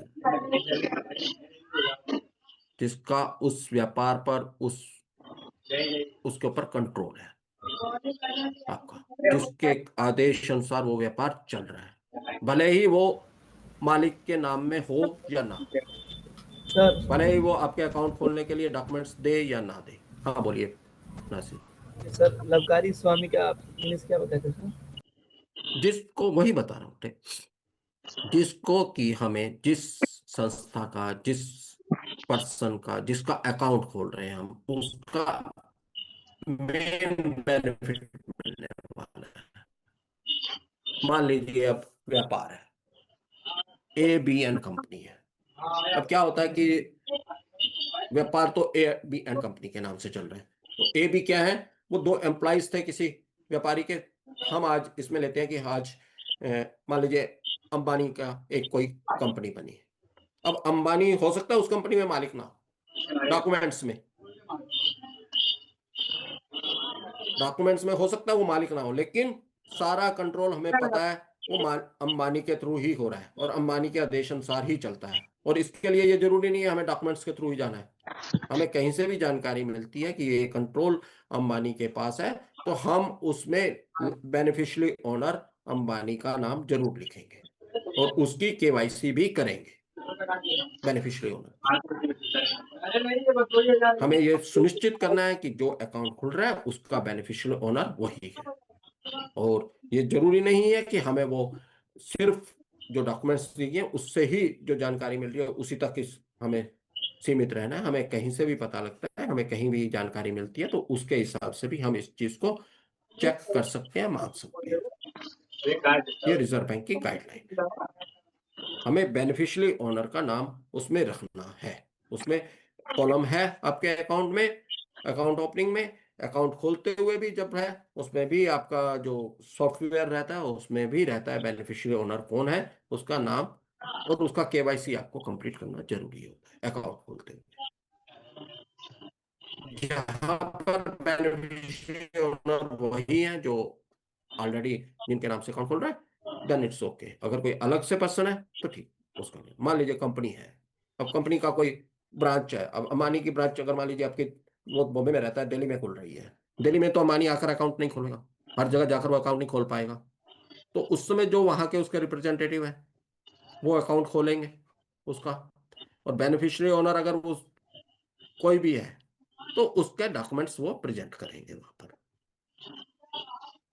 वो बेनिफिशियरी ओनर में उसका नाम आ जाएगा, जो पर्सन हम आइडेंटिफाई कर रहे हैं कि जिसको बेनिफिट मिलने वाला है। अकाउंट ऑपरेशन जो है वो जो अकाउंट खोल रहे हैं वो जिस हिसाब से चाहेंगे वो चलती रहेगी। सिर्फ हमें बेनिफिशियरी ओनर का नाम आइडेंटिफाई करके रखना है, लिखना है। उसके अलावा उसका कोई रोल नहीं है बाकी काम में। ना उसके आदेश पर कोई चेक रोका जाएगा, ना उसके आदेश पर अकाउंट चलाया जाएगा। अकाउंट की ऑपरेशन जिन पर्सन ने अकाउंट ओपन किया उन्हीं के बेस पर होगी। ऑपरेशन में उस बेनिफिशियरी ओनर का कोई रोल नहीं होगा, लेकिन रिजर्व बैंक की गाइडलाइंस के हिसाब से हमें उसमें बेनिफिशियरी ओनर को रखना है। वो इसीलिए है कि बहुत ये हमने जो रिजर्व बैंक ने देखा कि देश में बेनामी संस्थाएं बनाई गई, बहुत चलन हुआ, उनके नाम से बिजनेस कोई और कर रहा है, छोटे मोटे नाम से ही पैसा ट्रांसफर कर दिया गया और बेनिफिट वो खुद ले जाते हैं, उनको छोटा सा हिस्सा दिया या नहीं दिया, और वो 2 नंबर का ब्लैक मनी बनाकर टैक्स बचाकर काम कर रहे थे। तो उस चीज को आइडेंटिफाई करने के लिए रिजर्व बैंक ने ये गाइडलाइन लगाई कि हमें बेनिफिशियरी ओनर को आइडेंटिफाई करना है, उसका नाम रखना है, बस। ये बैंक की ड्यूटी है अकाउंट खोलते हुए। बाकी अकाउंट ऑपरेशन वो डमी पर्सन है जो भी है वो करेंगे, जिस हिसाब से वो अकाउंट में ओपनिंग के समय इंस्ट्रक्शन देंगे उसी हिसाब से करेंगे वो। उसमें उसकी कोई रोल नहीं होगा बेनिफिशियरी ओनर का, लेकिन आइडेंटिफाई कर। फिर है हमारा डिजिटल केवाईसी। आज डिजिटल युग आ गया है, हर काम डिजिटल हो रहा है, हर चीज फिजिकल से हटते चले जा रहे हैं। पेपर का यूज हम हर जगह कम होता चला जा रहा है। तो डिजिटल केवाईसी भी रिजर्व बैंक ने अलाउ किया कि कस्टमर की लाइव फोटो और उसका ऑफिशियल वैलिड डॉक्यूमेंट या आधार होने का प्रूफ जो कैप्चर कर, साथ ही उस जगह का लैटिट्यूड लॉन्गिट्यूड भी जहां ऐसी लाइव रेगुलेटेड अथॉरिटी के एक ऑथराइज ऑफिसर द्वारा एक्ट में दिए गए प्रोविजन के अनुसार ली जा रही है। कि जो पर्सन रेगुलेटेड अथॉरिटीज में डेफिनेशन में एक नाम आया रेगुलेटेड अथॉरिटी। रेगुलेटेड अथॉरिटी कौन है? जो केवाईसी कंप्लीट कर रही है। अब केवाईसी सिर्फ बैंक ही नहीं करते, मैंने आपको पहले बताया कि रेगुलेटेड अथॉरिटी आज बैंक के अलावा केवाईसी आप इंश्योरेंस लेने जा रहे हैं, चाहे वो जनरल इंश्योरेंस हो, लाइफ इंश्योरेंस हो, हेल्थ इंश्योरेंस हो, वहां भी आपका केवाईसी किया जाता है। आप मोबाइल का सिम लेने जाते हैं वहां भी केवाईसी किया जाता है आपका। आप एनबीएफसी से लोन लेने जाते हैं वहां भी केवाईसी किया जाता है। डीमैट अकाउंट खोलते हैं तो भी केवाईसी किया जाता है। म्यूचुअल फंड अकाउंट खोलते हैं वो भी केवाईसी किया जाता है। तो ये सारी हमारी रेगुलेटेड अथॉरिटीज कहलाती हैं। इनका भी डेफिनेशन अभी आगे हम पढ़ेंगे कौन कौन रेगुलेटेड अथॉरिटी में आता है। तो जो भी रेगुलेटेड अथॉरिटी का ऑथराइज ऑफिशियल जहां पर भी लाइव फोटो से केवाईसी कंप्लीट कर रहा है तो उसे उस जगह का लॉन्गिट्यूड लैटिट्यूड लेते हुए फोटो लेनी है और आधार का प्रूफ जो है, जो भी प्रूफ से वो केवाईसी कर रहा है उसको कैप्चर करना है। अब रेगुलेटेड अथॉरिटी कौन कौन सी है? सभी अनुसूचित बैंक। सर लैटिट्यूड क्या होता है? लॉन्गिट्यूड लैटिट्यूड आपका किस जगह पर पर्टिकुलर पर आप ले रहे हो फोटो, उसका जो हमारा, जैसे आप जीमेल अपना गूगल यूज करते हैं, गूगल में जब आप क्या कहते हैं उसको,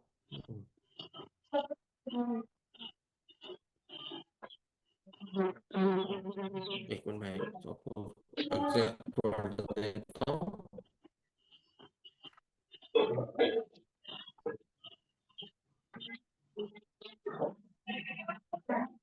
गूगल मैप्स यूज करते हैं तो गूगल मैप्स में आपके जो पर्टिकुलर पॉइंट पर आता है कि किस पॉइंट से आप कर रहे हैं, तो वो लैटिट्यूड और लॉन्गिट्यूड के बेस पर ही आपको बताता है कि इस लैटिट्यूड लॉन्गिट्यूड पर मैप में इस पॉइंट पर आप बैठे हुए हैं।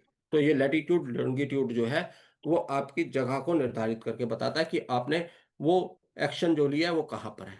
गूगल मैप जो चलता है वो भी आपके लैटिट्यूड लॉन्गिट्यूड के बेस पर ही चलता है कि आप किस लैटिट्यूड लॉन्गिट्यूड पर ट्रेवल कर रहे हैं, कहाँ पर आपकी सिचुएशन है। तो वो आपकी जिस समय आप जिस जगह पर बैठे हो तो उसका लॉन्गिट्यूड लैटिट्यूड जो है उसके जो पर्टिकुलर्स हैं वो मैप पर अगर मुझे देखना है तो पर्टिकुलर वो लैटिट्यूड लॉन्गिट्यूड जो पॉइंट आपने देखा होगा कुछ नंबर्स होते हैं उसमें बहुत से पॉइंट्स लगे हुए होते हैं, उस नंबर को डालकर मैं मैप में डालूंगा तो आपके पर्टिकुलर उस जगह पर पहुंच जाऊंगा। इसी को अक्षांश और देशांतर बोलते हैं। हाँ, अक्षांश और देशांतर बिल्कुल ठीक हिंदी का वर्ड है, अक्षांश और देशांतर बोलते हैं। तो उस लैटिट्यूड लॉन्गिट्यूड को साथ ही रिकॉर्ड करना है, उसी के साथ ही रिकॉर्डिंग करके हमने डिजिटल केवाईसी कंप्लीट करना है। अब रेगुलेटेड एंटिटीज जिन जिनको कि केवाईसी कंप्लीट करना है, जिनके लिए ये सारे रूल रेगुलेशन होते हैं। सबसे पहला हमारा scheduled bank, scheduled commercial bank, अनुसूचित वाणिज्यिक बैंक, ग्रामीण बैंक, रीजनल रूरल बैंक्स, स्थानीय क्षेत्र बैंक, हमारे लोकल एरिया बैंक, सभी प्राथमिक शहरी सहकारी बैंक, सभी हमारे कोऑपरेटिव बैंक्स, चाहे वो लोकल कोऑपरेटिव बैंक्स हैं, अर्बन है, सेंट्रल है, स्टेट है, सब, और कोई भी अन्य इकाई जिसे बैंकिंग विनियमन अधिनियम 1949 की धारा 22 के तहत लाइसेंस दिया गया है। कि जिसको भी बैंकिंग अधिनियम 1949 की धारा में लाइसेंस मिला है उस सब के लिए जरूरी है वो केवाईसी करे, वो हमारी रेगुलेटेड एंटिटी है। दूसरा, सभी वित्तीय संस्थान, सभी फाइनेंशियल इंस्टीट्यूशन जैसे एनबीएफसीज हैं या हमारे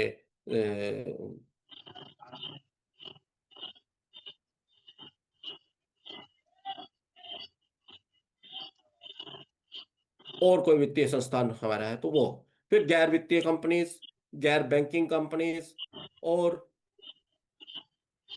अन्य अवशिष्ट बैंकिंग कंपनीज।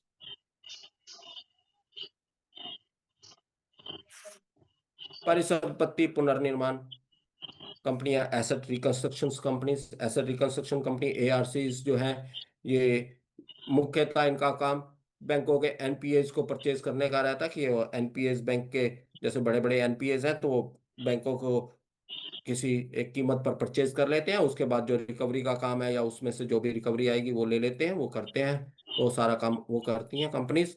तो ऐसी एसेट रिकंस्ट्रक्शन कंपनीज, सभी पेमेंट सिस्टम प्रोवाइडर्स जैसे आपके गूगल पे, पेटीएम्स या और भी जितने प्रीपेड इंस्ट्रूमेंट्स जारी करते हैं वो, और सभी ऑथराइज पर्सन जिनमें वो शामिल है जो रेगुलेटेड और रेगुलेटेड मनी ट्रांसफर स्कीम के एजेंट हैं, ये सभी हमारे रेगुलेटेड एंटिटी में आते हैं।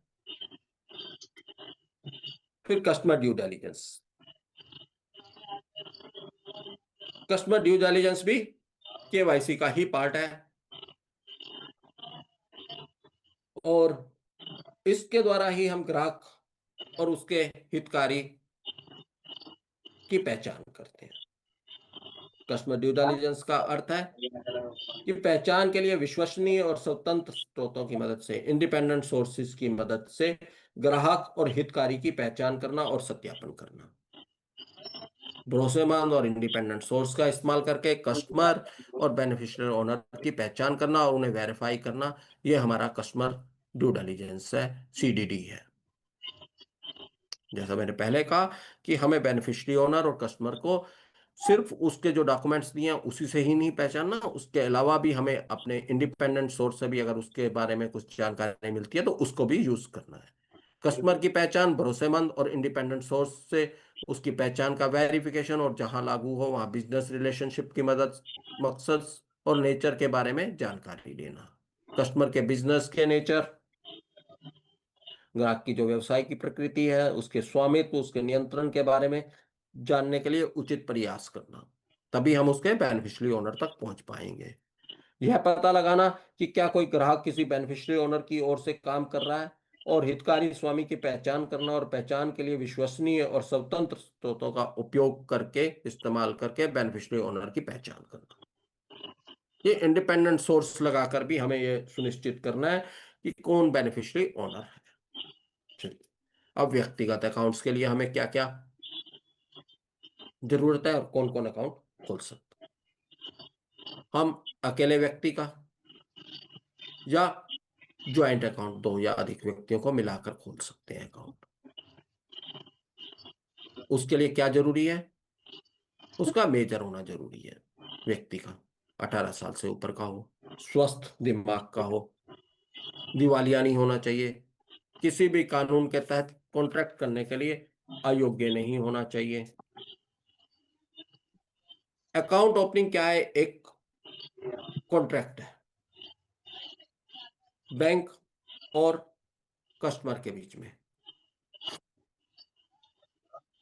और कॉन्ट्रैक्ट कौन कर सकता है? जो इंडियन कॉन्ट्रैक्ट एक्ट में कॉन्ट्रैक्ट करने के लायक है, वही आदमी कॉन्ट्रैक्ट कर सकता है। इंडियन कॉन्ट्रैक्ट एक्ट में डेफिनेशन में दिया गया है कि वो मेजर होना चाहिए, उसका दिमाग ठीक होना चाहिए, वो दिवालिया नहीं होना चाहिए और किसी भी कानून के तहत कॉन्ट्रैक्ट करने के लिए अयोग्य नहीं होना चाहिए।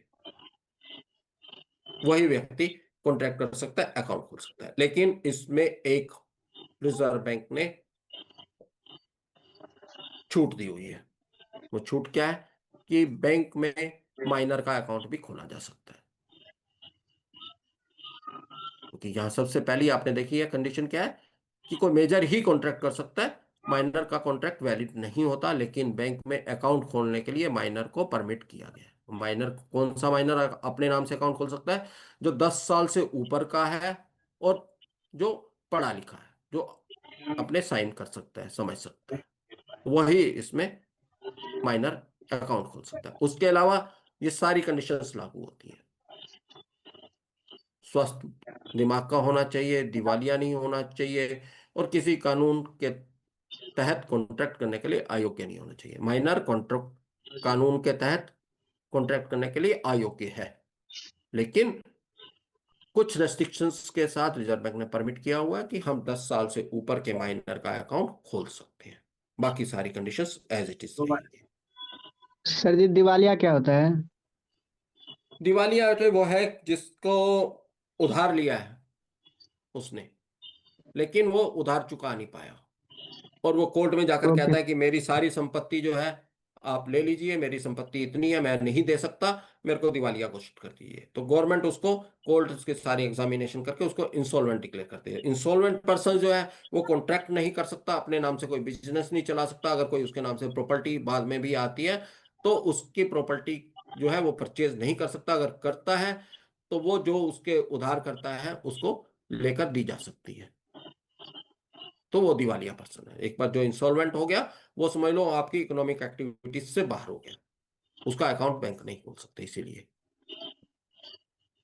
अब अकाउंट खोलने के लिए क्या क्या चीजें लेनी है रेगुलेटेड एंटिटी को? आधार नंबर सबसे, अगर आधार मिल जाता है तो सबसे अच्छा है। आधार नहीं मिलता तो हमारे जो 6 ओवीडीज हैं उनमें से कोई भी एक। 6 ओवीडीज कौन कौन से थे हमारे? आधार था, पासपोर्ट था, ड्राइविंग लाइसेंस था, वोटर आईडी थी और हमारा 5वां जॉब नरेगा कार्ड था, द्वारा जॉब कार्ड। जॉब कार्ड दिया गया या नेशनल पॉपुलेशन रजिस्टर द्वारा दिया गया लेटर। तो इन 6 में से कोई भी पैन एक। Card sir. पैन कार्ड आपको पहले बताया, पैन कार्ड आपका ओवीडी नहीं है। आपको 6 डॉक्यूमेंट्स बताए थे, उनमें पैन कार्ड का नाम नहीं था। आपने अगर नोट किया हो तो, नहीं किया तो फिर से याद कर लेना। उसमें 6 डॉक्यूमेंट्स में पैन कार्ड और हमारा केवाईसी का डॉक्यूमेंट नहीं है। पैन कार्ड हम अकाउंट ओपनिंग के लिए लेते हैं और यहां पर अभी आपको बताएंगे पैन कार्ड नहीं है तो क्या करना है, लेकिन वो केवाईसी के लिए डॉक्यूमेंट नहीं है। केवाईसी के लिए मैं फिर से बता रहा हूँ, आप नोट कर लीजिए, बहुत जरूरी है, आपके रोजमर्रा में भी काम आने वाला है और इसके ऊपर क्वेश्चन भी बहुत आते हैं। 6 डॉक्यूमेंट्स लिख लीजिए, नोट कर लीजिए, दिमाग में रट लीजिए। पासपोर्ट, नरेगा द्वारा दिया गया जॉब कार्ड और नेशनल पॉपुलेशन रजिस्टर द्वारा जारी किया गया लेटर जिसमें पर्सन का नाम और एड्रेस हो। इन 6 के अलावा कोई भी डॉक्यूमेंट आपका ऑफिशियल वैलिड डॉक्यूमेंट नहीं है। इस 6 में से अगर एक भी डॉक्यूमेंट नहीं है तो केवाईसी कभी भी पूरा नहीं हो सकता। तो हमें इन 6 डॉक्यूमेंट्स में से ही चलना है।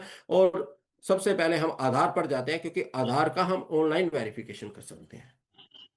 इसलिए आधार, अगर आधार मिल जाता तो सबसे अच्छा, नहीं तो वो हमने 6 डॉक्यूमेंट्स जो हमने बोले उनमें से बाकी के 5 में से कोई भी डॉक्यूमेंट्स, अगर उसका CKYC किया हुआ, आज बहुत सी जगह पर CKYC भी चल रहा है। CKYC क्या है कि एक सेंट्रलाइज KYC का रिजर्व बैंक ने परमिशन दी है, कुछ सेंट्रलाइज आपका KYC हो जाएगा। एक बार आपका KYC हो गया और आपको वो नंबर मिल गया। अब मान लीजिए आपने म्यूचुअल फंड लेना है, म्यूचुअल फंड के लिए सैकड़ों कंपनीज है, हर एक के पास आपने अलग अलग कोई भी स्कीम ले सकते हो और आप उसके पास अकाउंट खुलेगा। तो आप जब म्यूचुअल फंड लेने जाते हैं, एक बार आपका KYC होता है, उसके बाद क्या होता है, आपको एक सेंट्रल KYC नंबर मिल जाता है। आप वो नंबर देते हो, जो दूसरी कंपनी के पास आप अकाउंट खोलने जा रहे हो, वो उस नंबर के बेस पर आपका KYC कंप्लीट कर लेती है। अब उसको वो सारे डॉक्यूमेंट्स जो उसका आपके सेंट्रल रजिस्टर में रखे हुए हैं, वो उसको वहां मिल जाते हैं। तो या से वो सेंट्रल KYC है। तो सेंट्रल KYC अगर हुआ है तो आज बैंकों में भी शुरू हुआ है, लेकिन अभी पूरी तरह से नहीं लागू हो पाया है, चल रहा है इसका ऊपर प्रोसेस। कुछ बैंकों ने शुरू कर दिया है सेंट्रल KYC नंबर देना, बाकी बैंक अभी इसको कुछ मान रहे हैं, कुछ अभी नहीं उस प्रोसेस तक पहुंचे, उन्होंने अपने जो सिस्टम है अपग्रेड नहीं किया है इतना। लेकिन आने वाले समय में बैंकों में भी ये होने वाला है कि सेंट्रल KYC आपका एक बार हो जाएगा तो उस KYC से आप कहीं भी, आपको बार बार डॉक्यूमेंट्स देने की जरूरत नहीं है, आपको वो नंबर ही देना होगा। तो उस नंबर के बेस पर वो इंस्टीट्यूशन आपके डॉक्यूमेंट्स वहां से डाउनलोड कर लेगा और आपका KYC कंप्लीट हो जाएगा। तो CKYC का नंबर है या आपका जो ऑफिशियल वैलिड डॉक्यूमेंट्स है वो देना है। उसके अलावा आपको permanent account number, pan card देना है, नहीं है तो फॉर्म 60 देना है। फॉर्म 60 क्या है? फॉर्म 60 में पर्सन डिक्लेयर करता है कि मेरा जो इनकम है वो टैक्सेबल नहीं है, इसलिए मैंने पैन कार्ड नहीं लिया हुआ। और फॉर्म 60 जिस जगह पर भी आता है, बैंक की ड्यूटी होती है कि वो फॉर्म 60 जो है वो इनकम टैक्स अथॉरिटीज को भेजते हैं उसकी कॉपी, कि हमने ये अकाउंट खोले हैं, इसके साथ ये फॉर्म 60 लेकर खोला है। या पैन नंबर रहेगा या फॉर्म 60 रहेगा। और कस्टमर के बिजनेस की नेचर, फाइनेंशियल स्टेटस के बारे में दूसरे डॉक्यूमेंट्स जो रेगुलेटेड अथॉरिटीज एंटिटी की जरूरत के हिसाब से उसे ठीक लगे। जैसे करंट अकाउंट खोल रहे हैं तो हम उसका सिबिल भी निकालते हैं।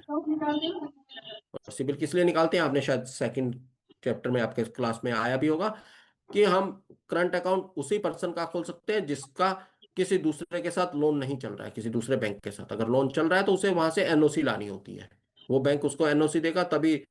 मान लीजिए किसी का स्टेट बैंक में लोन चल रहा है और वो बैंक ऑफ बड़ौदा में अकाउंट खोलने आया है, उसकी लिमिट है स्टेट बैंक के साथ, तो इंडिविजुअल अकाउंट तो खोल सकता है, लेकिन बिजनेस अकाउंट, मान लीजिए उसका कोई बिजनेस अकाउंट चल रहा है, उसी के नाम से लोन भी चल रहा है या लिमिट चल रही है, तो वो business account bank of Baroda नहीं खोल सकता जब तक कि स्टेट बैंक NOC ना दे।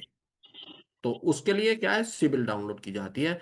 सिबिल से पता लगता है कि उसने कहीं लोन वगैरह लिया हुआ है या नहीं। तो इस तरह से जो भी डॉक्यूमेंट्स है वो सारे पर्सन के सर जी, डाउनलोड किए NOC क्या होता है? नो ऑब्जेक्शन सर्टिफिकेट, ये मुझे ऑब्जेक्शन नहीं है, आप खोल सकते हो, ठीक है। बैंक के अंदर अकाउंट का ट्रांसफर, आज सभी बैंक कंप्यूटराइज हैं, तो एक ब्रांच से दूसरे ब्रांच में अकाउंट आप ट्रांसफर करवा सकते हैं, हो सकता है। और अगर आपका KYC एक जगह पर कंप्लीट है तो आपको जो दूसरी ब्रांच में अकाउंट ट्रांसफर होगा वहां पर KYC दोबारा से करवाने की जरूरत नहीं है। सिर्फ आपका लोकल एड्रेस जो चेंज हुआ है वो लेकर वो बैंक ब्रांच आपका अकाउंट चालू कर देगी, ठीक है। और फिर आगे आएगा KYC के अपडेशन के बारे में भी पढ़ेंगे, बाद में पढ़ते हैं उसको कैसे कैसे KYC का अपडेशन करना होता है। फिर हमारे आगे निरक्षर व्यक्ति, इलिटरेट पर्संस का अकाउंट। तो जो हमने डॉक्यूमेंट्स इंडिविजुअल के केस में लिए वो लेने के अलावा इलिटरेट का, क्योंकि अंगूठा लगता है, वो अंगूठा हमारे ऑथराइज बैंक ऑफिसर की मौजूदगी में लगना चाहिए और उस व्यक्ति द्वारा उस अंगूठे को अटेस्ट भी किया जाता है जिस व्यक्ति के सामने अंगूठा लगा है, जिस बैंक ऑफिसर के सामने। आप भी जब अंगूठा लगवाने तो आप बैंक ऑफिसर के रूप में कार्य कर रहे हैं, आप उसको सर्टिफाई करते हैं, आप लिखते हैं LTI of this this this और अपना सिग्नेचर करते हैं वेरिफिकेशन के लिए। उन्हें पता होना चाहिए कि अकाउंट से पैसे निकालने के लिए उन्हें पासबुक लेकर खुद आना होगा। इलिटरेट पर्सन को हमेशा पासबुक और विड्रॉल फार्म लेकर बैंक में आना जरूरी है। उसको चेकबुक नहीं मिलती, उसको विड्रॉल फार्म ही मिलता है। उसका पासबुक लेकर आना जरूरी है। उसकी फोटो जो है वो पासबुक में भी लगाई जाती है, उसके सिग्नेचर कार्ड पर भी लगाई जाती है। उस फोटो से मिलान करके ही उसको पेमेंट की जाती है। तो उसको हर बार पासबुक लेकर बैंक में आना है। फिर हमारे जो ब्लाइंड पर्सन है, इसी तरह जैसे हमारा इलिटरेट पर्सन का अकाउंट खुलता है, वो उसी तरह से उनका भी खुलता है अकाउंट। वो सिग्नेचर्स कर भी सकते हैं, और हो सकता है उनके सिग्नेचर्स कुछ अलग भी हो सकते हैं कई बार करने में, क्योंकि वो पूरी तरह से देख नहीं पा रहे हैं। तो उसके लिए जरूरी है कि उनके साथ एक विटनेस का होना। हर बार ट्रांजैक्शन के लिए ब्लाइंड पर्सन को भी ब्रांच में आना होगा, पासबुक लेकर आना होगा, उसकी भी फोटो लगी हुई होगी पासबुक में, और उसके साथ एक विटनेस का होना भी जरूरी है, जो ये सर्टिफाई करेगा, अटेस्ट करेगा कि हाँ उसको जो ट्रांजैक्शन की गई है वो पर्सन को बता दी गई है और उसके नॉलेज के हिसाब से ही की गई है। फिर माइनर का अकाउंट, जब पहले बताया कि 10 साल से ऊपर के बच्चे का माइनर का अकाउंट खोला जा सकता है, और माइनर के लिए पढ़ा लिखा होना जरूरी है। दूसरा, 2 माइनर्स का ज्वाइंट अकाउंट नहीं खोला जा सकता। माइनर का इंडिविजुअल अकाउंट ही खुलेगा, 2 माइनर इकट्ठे मिलकर ज्वाइंट अकाउंट नहीं खोल सकते। माइनर का गार्जियन के साथ अकाउंट खोला जा सकता है, लेकिन 2 माइनर का ज्वाइंट अकाउंट नहीं खोला जा सकता। माइनर को internet banking, ATM, debit card वगैरह की सुविधा दी जा सकती है, उसके लिए कोई रिस्ट्रिक्शन नहीं है। सर इसके लिए यूपीआई की सुविधा नहीं दी जाती है माइनर के लिए? दे सकते हैं, कोई दिक्कत नहीं है उसमें यूपीआई की। फिर आते हैं हमारे ऑफिशियल वैलिड डॉक्यूमेंट्स, जिनके पास नहीं है, रिजर्व बैंक ने परमिट किया कि उनके अकाउंट भी खोल सकते हैं।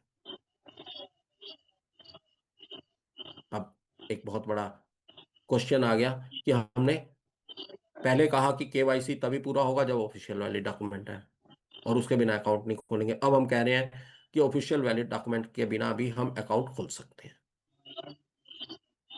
तो बहुत रिस्ट्रिक्टेड अकाउंट खुलता है ये। सबसे पहले, जिन लोगों के पास ऑफिशियल वैलिड डॉक्यूमेंट नहीं है, बैंक में छोटे अकाउंट खोल सकता है, स्मॉल अकाउंट बोलते हैं इनको, small deposit account. Number 1। Number 2, उसके लिए उसे सेल्फ डिपॉजिट फोटोग्राफ के आधार पर बैंक के किसी अधिकारी के सामने अपने सिग्नेचर या अंगूठे का निशान लगाकर खोल सकता है।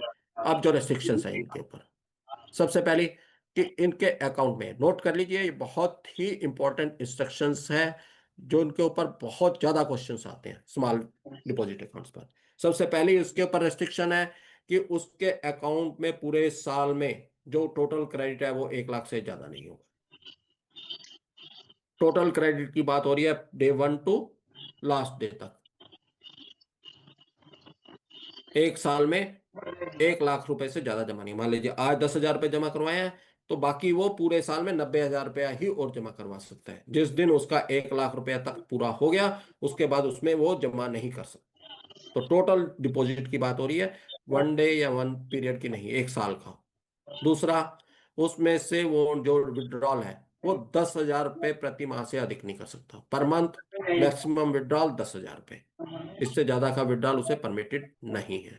तीसरा, अकाउंट में बैलेंस किसी भी टाइम पर 50,000 से ज्यादा नहीं होगा। टोटल डिपॉजिट 1 साल में 1 लाख रुपए, लेकिन अकाउंट में बैलेंस किसी भी समय 50,000 से ज्यादा नहीं होगा। और चौथा, सबसे जरूरी कंडीशन, ये अकाउंट सिर्फ 12 महीने के लिए खुलेगा।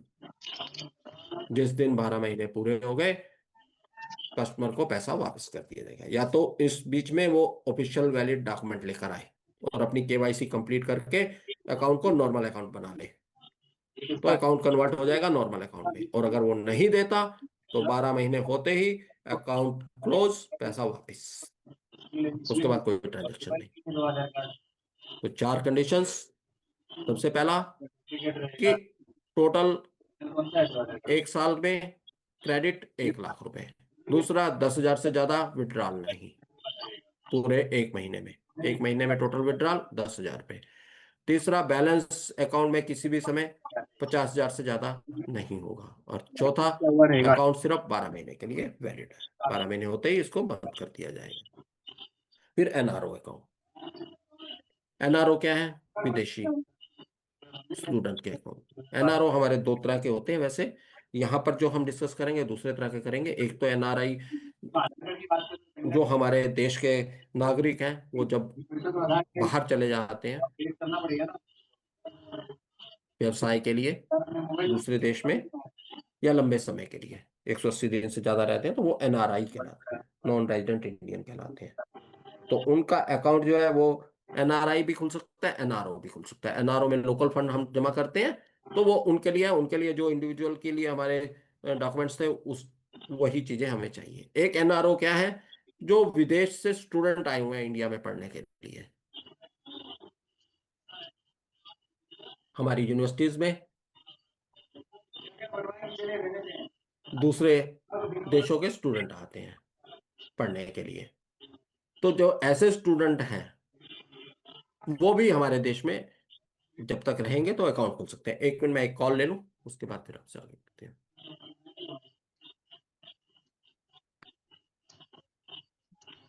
हेलो, हाँ बोलिए बोलिए बोलिए। हाँ नहीं, मुझे नहीं रिक्वायर्ड है कुछ।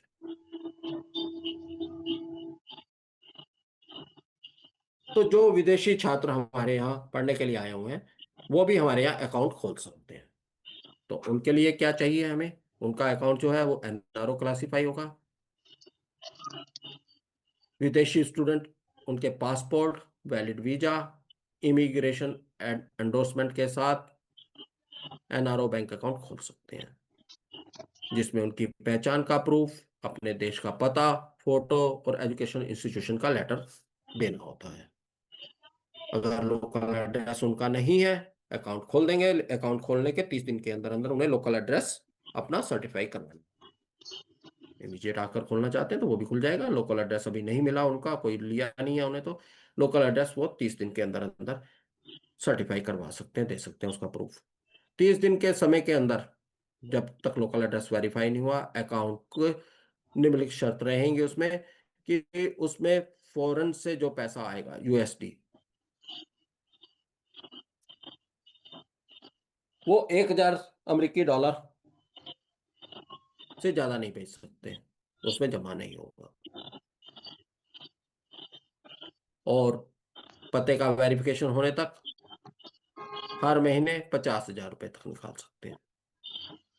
30 दिन के अंदर अंदर उन्हें वेरिफिकेशन करवाना है, और अगर वेरिफिकेशन नहीं है तो 50,000 तक ही निकाल सकते हैं उसमें महीने में।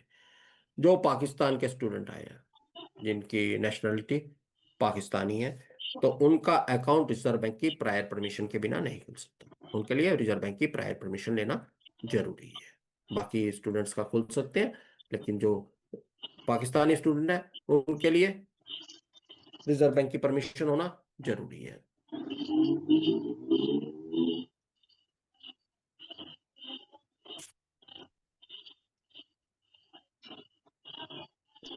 अब हमारे पॉलिटिकली एक्सपोज्ड पर्संस, जिनका डायरेक्ट रूप से पॉलिटिकल के साथ एक्सपोजर है, पॉलिटिकल पर्संस है, तो ऐसे पर्संस के अकाउंट हमारे बैंकिंग सिस्टम में कहा गया कि इसको मोस्ट रिस्की अकाउंट माना जाएगा, हाई रिस्क के अकाउंट माना जाएगा। तो रेगुलेटेड एंटिटी के पास सही रिस्क मैनेजमेंट सिस्टम होते हैं, जिससे इस खाता का पता चलता है कस्टमर का पॉलिटिकली एक्सपोज्ड है या नहीं है। पहले तो यही सुनिश्चित करना है वो पॉलिटिकली एक्सपोज्ड है। अगर पॉलिटिकली एक्सपोज्ड पर्सन है तो उसके फंड का सोर्स पता करने के लिए कदम उठाने हैं। आपको उसके सोर्सेज को पता करके ही उसमें जमा करना है। पॉलिटिकल एक्सपोज के अकाउंट खोलने की मंजूरी सीनियर मैनेजमेंट से लेनी होगी। ब्रांच मैनेजर को नॉर्मली पावर नहीं दी गई है कि वो पॉलिटिकली एक्सपोज का पर्सन अपने आप से खोल सके। उसके लिए उसे जो भी सीनियर मैनेजमेंट में डिफाइन किया गया उससे वो परमिशन लेकर अकाउंट खोलना है और अकाउंट पर लगातार मॉनिटरिंग करनी है। अगर मौजूदा कस्टमर का अकाउंट पॉलिटिकली एक्सपोज्ड हो जाता है तो उसे बिजनेस ऑपरेशन जारी रखने के लिए भी सीनियर मैनेजमेंट से परमिशन लेनी है। और ये नियम जो है उसके ना सिर्फ पॉलिटिकली एक्सपोज पर्सन पर लागू होते हैं, उसके परिवार के सदस्यों पर भी लागू होते हैं। सेल्फ हेल्प ग्रुप का अकाउंट, सेल्फ हेल्प ग्रुप का सेविंग अकाउंट खोलते समय रिजर्व बैंक ने परमिट किया कि उसके सभी मेंबर्स का केवाईसी करना जरूरी नहीं है। हम उसके जो है केवाईसी के लिए छूट दी है रिजर्व बैंक ने, उसका सेविंग अकाउंट खोलने के लिए, कि जो उसके मैनेजिंग बॉडी है, जो उन्होंने आपस में मैनेजिंग बॉडी बनाई है, जो उनका क्या कह सकते हैं आप, प्रधान, ट्रेजरर वगैरह, जो भी उन्होंने ऑफिशियल अपने अधिकारी बनाए हैं, सिर्फ उनका केवाईसी करके सेल्फ हेल्प ग्रुप का अकाउंट खोला जा सकता है। और जो बाकी सदस्य हैं, क्योंकि सेल्फ हेल्प ग्रुप का क्या होता है, एक सेविंग अकाउंट खुलता है, जब 6 महीने या साल भर तक अकाउंट उनका ठीक से चलता है तो बैंक उनको लोन भी देते हैं। तो वो आगे हम पढ़ेंगे किस तरह से क्या प्रोसेस रहता है। तो जब हम लोन के लिए उनको एलिजिबल करेंगे, बाकी सदस्यों का हम जो केवाईसी है उस समय कंप्लीट करेंगे। तो ये रिजर्व बैंक का सेल्फ हेल्प ग्रुप के लिए छूट दी गई है, बाकी सब में हमें उनका केवाईसी कंप्लीट करना है। चलिए आज का सेशन हम यहीं रोकते हैं और कल इस चैप्टर को आगे पूरा करेंगे। अब तक का किसी का कोई क्वेश्चन हो तो वो पूछ सकते हैं। सर जॉइंट अकाउंट में कितने आदमी का एक साथ में खुल सकता हो एक जॉइंट अकाउंट? देखिए ये बैंक टू बैंक डिफर करता है, नॉर्मली 4% का ही खोलते हैं, 3 या 4%। रिजर्व बैंक ने कहीं डिफाइन नहीं किया कि आपने कितने बैंकों को कितने व्यक्तियों का खोलना है, पर नॉर्मली 3 या 4% को ही बैंक अलाउड करते हैं ज्वाइंट अकाउंट में, और बैंक टू बैंक डिफर भी करता है। ठीक है सर। कोई और क्वेश्चन किसी का? सर जी जीरो बैलेंस में कितना वो आधा रहना चाहिए रुपया?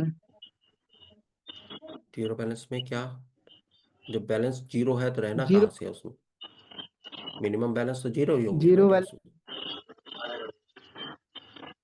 उसमें कितना रुपया रख सकते हैं अकाउंट में? उसमें रखने की कोई सीमा नहीं है, उसमें रखने की कोई सीमा नहीं है। अगर आपका केवाईसी कंप्लीट है, आपको एक स्मॉल अकाउंट बताया जिसमें केवाईसी कंप्लीट नहीं है, ऑफिशियल वैलिड डॉक्यूमेंट नहीं है, उसमें रिस्ट्रिक्शंस हैं।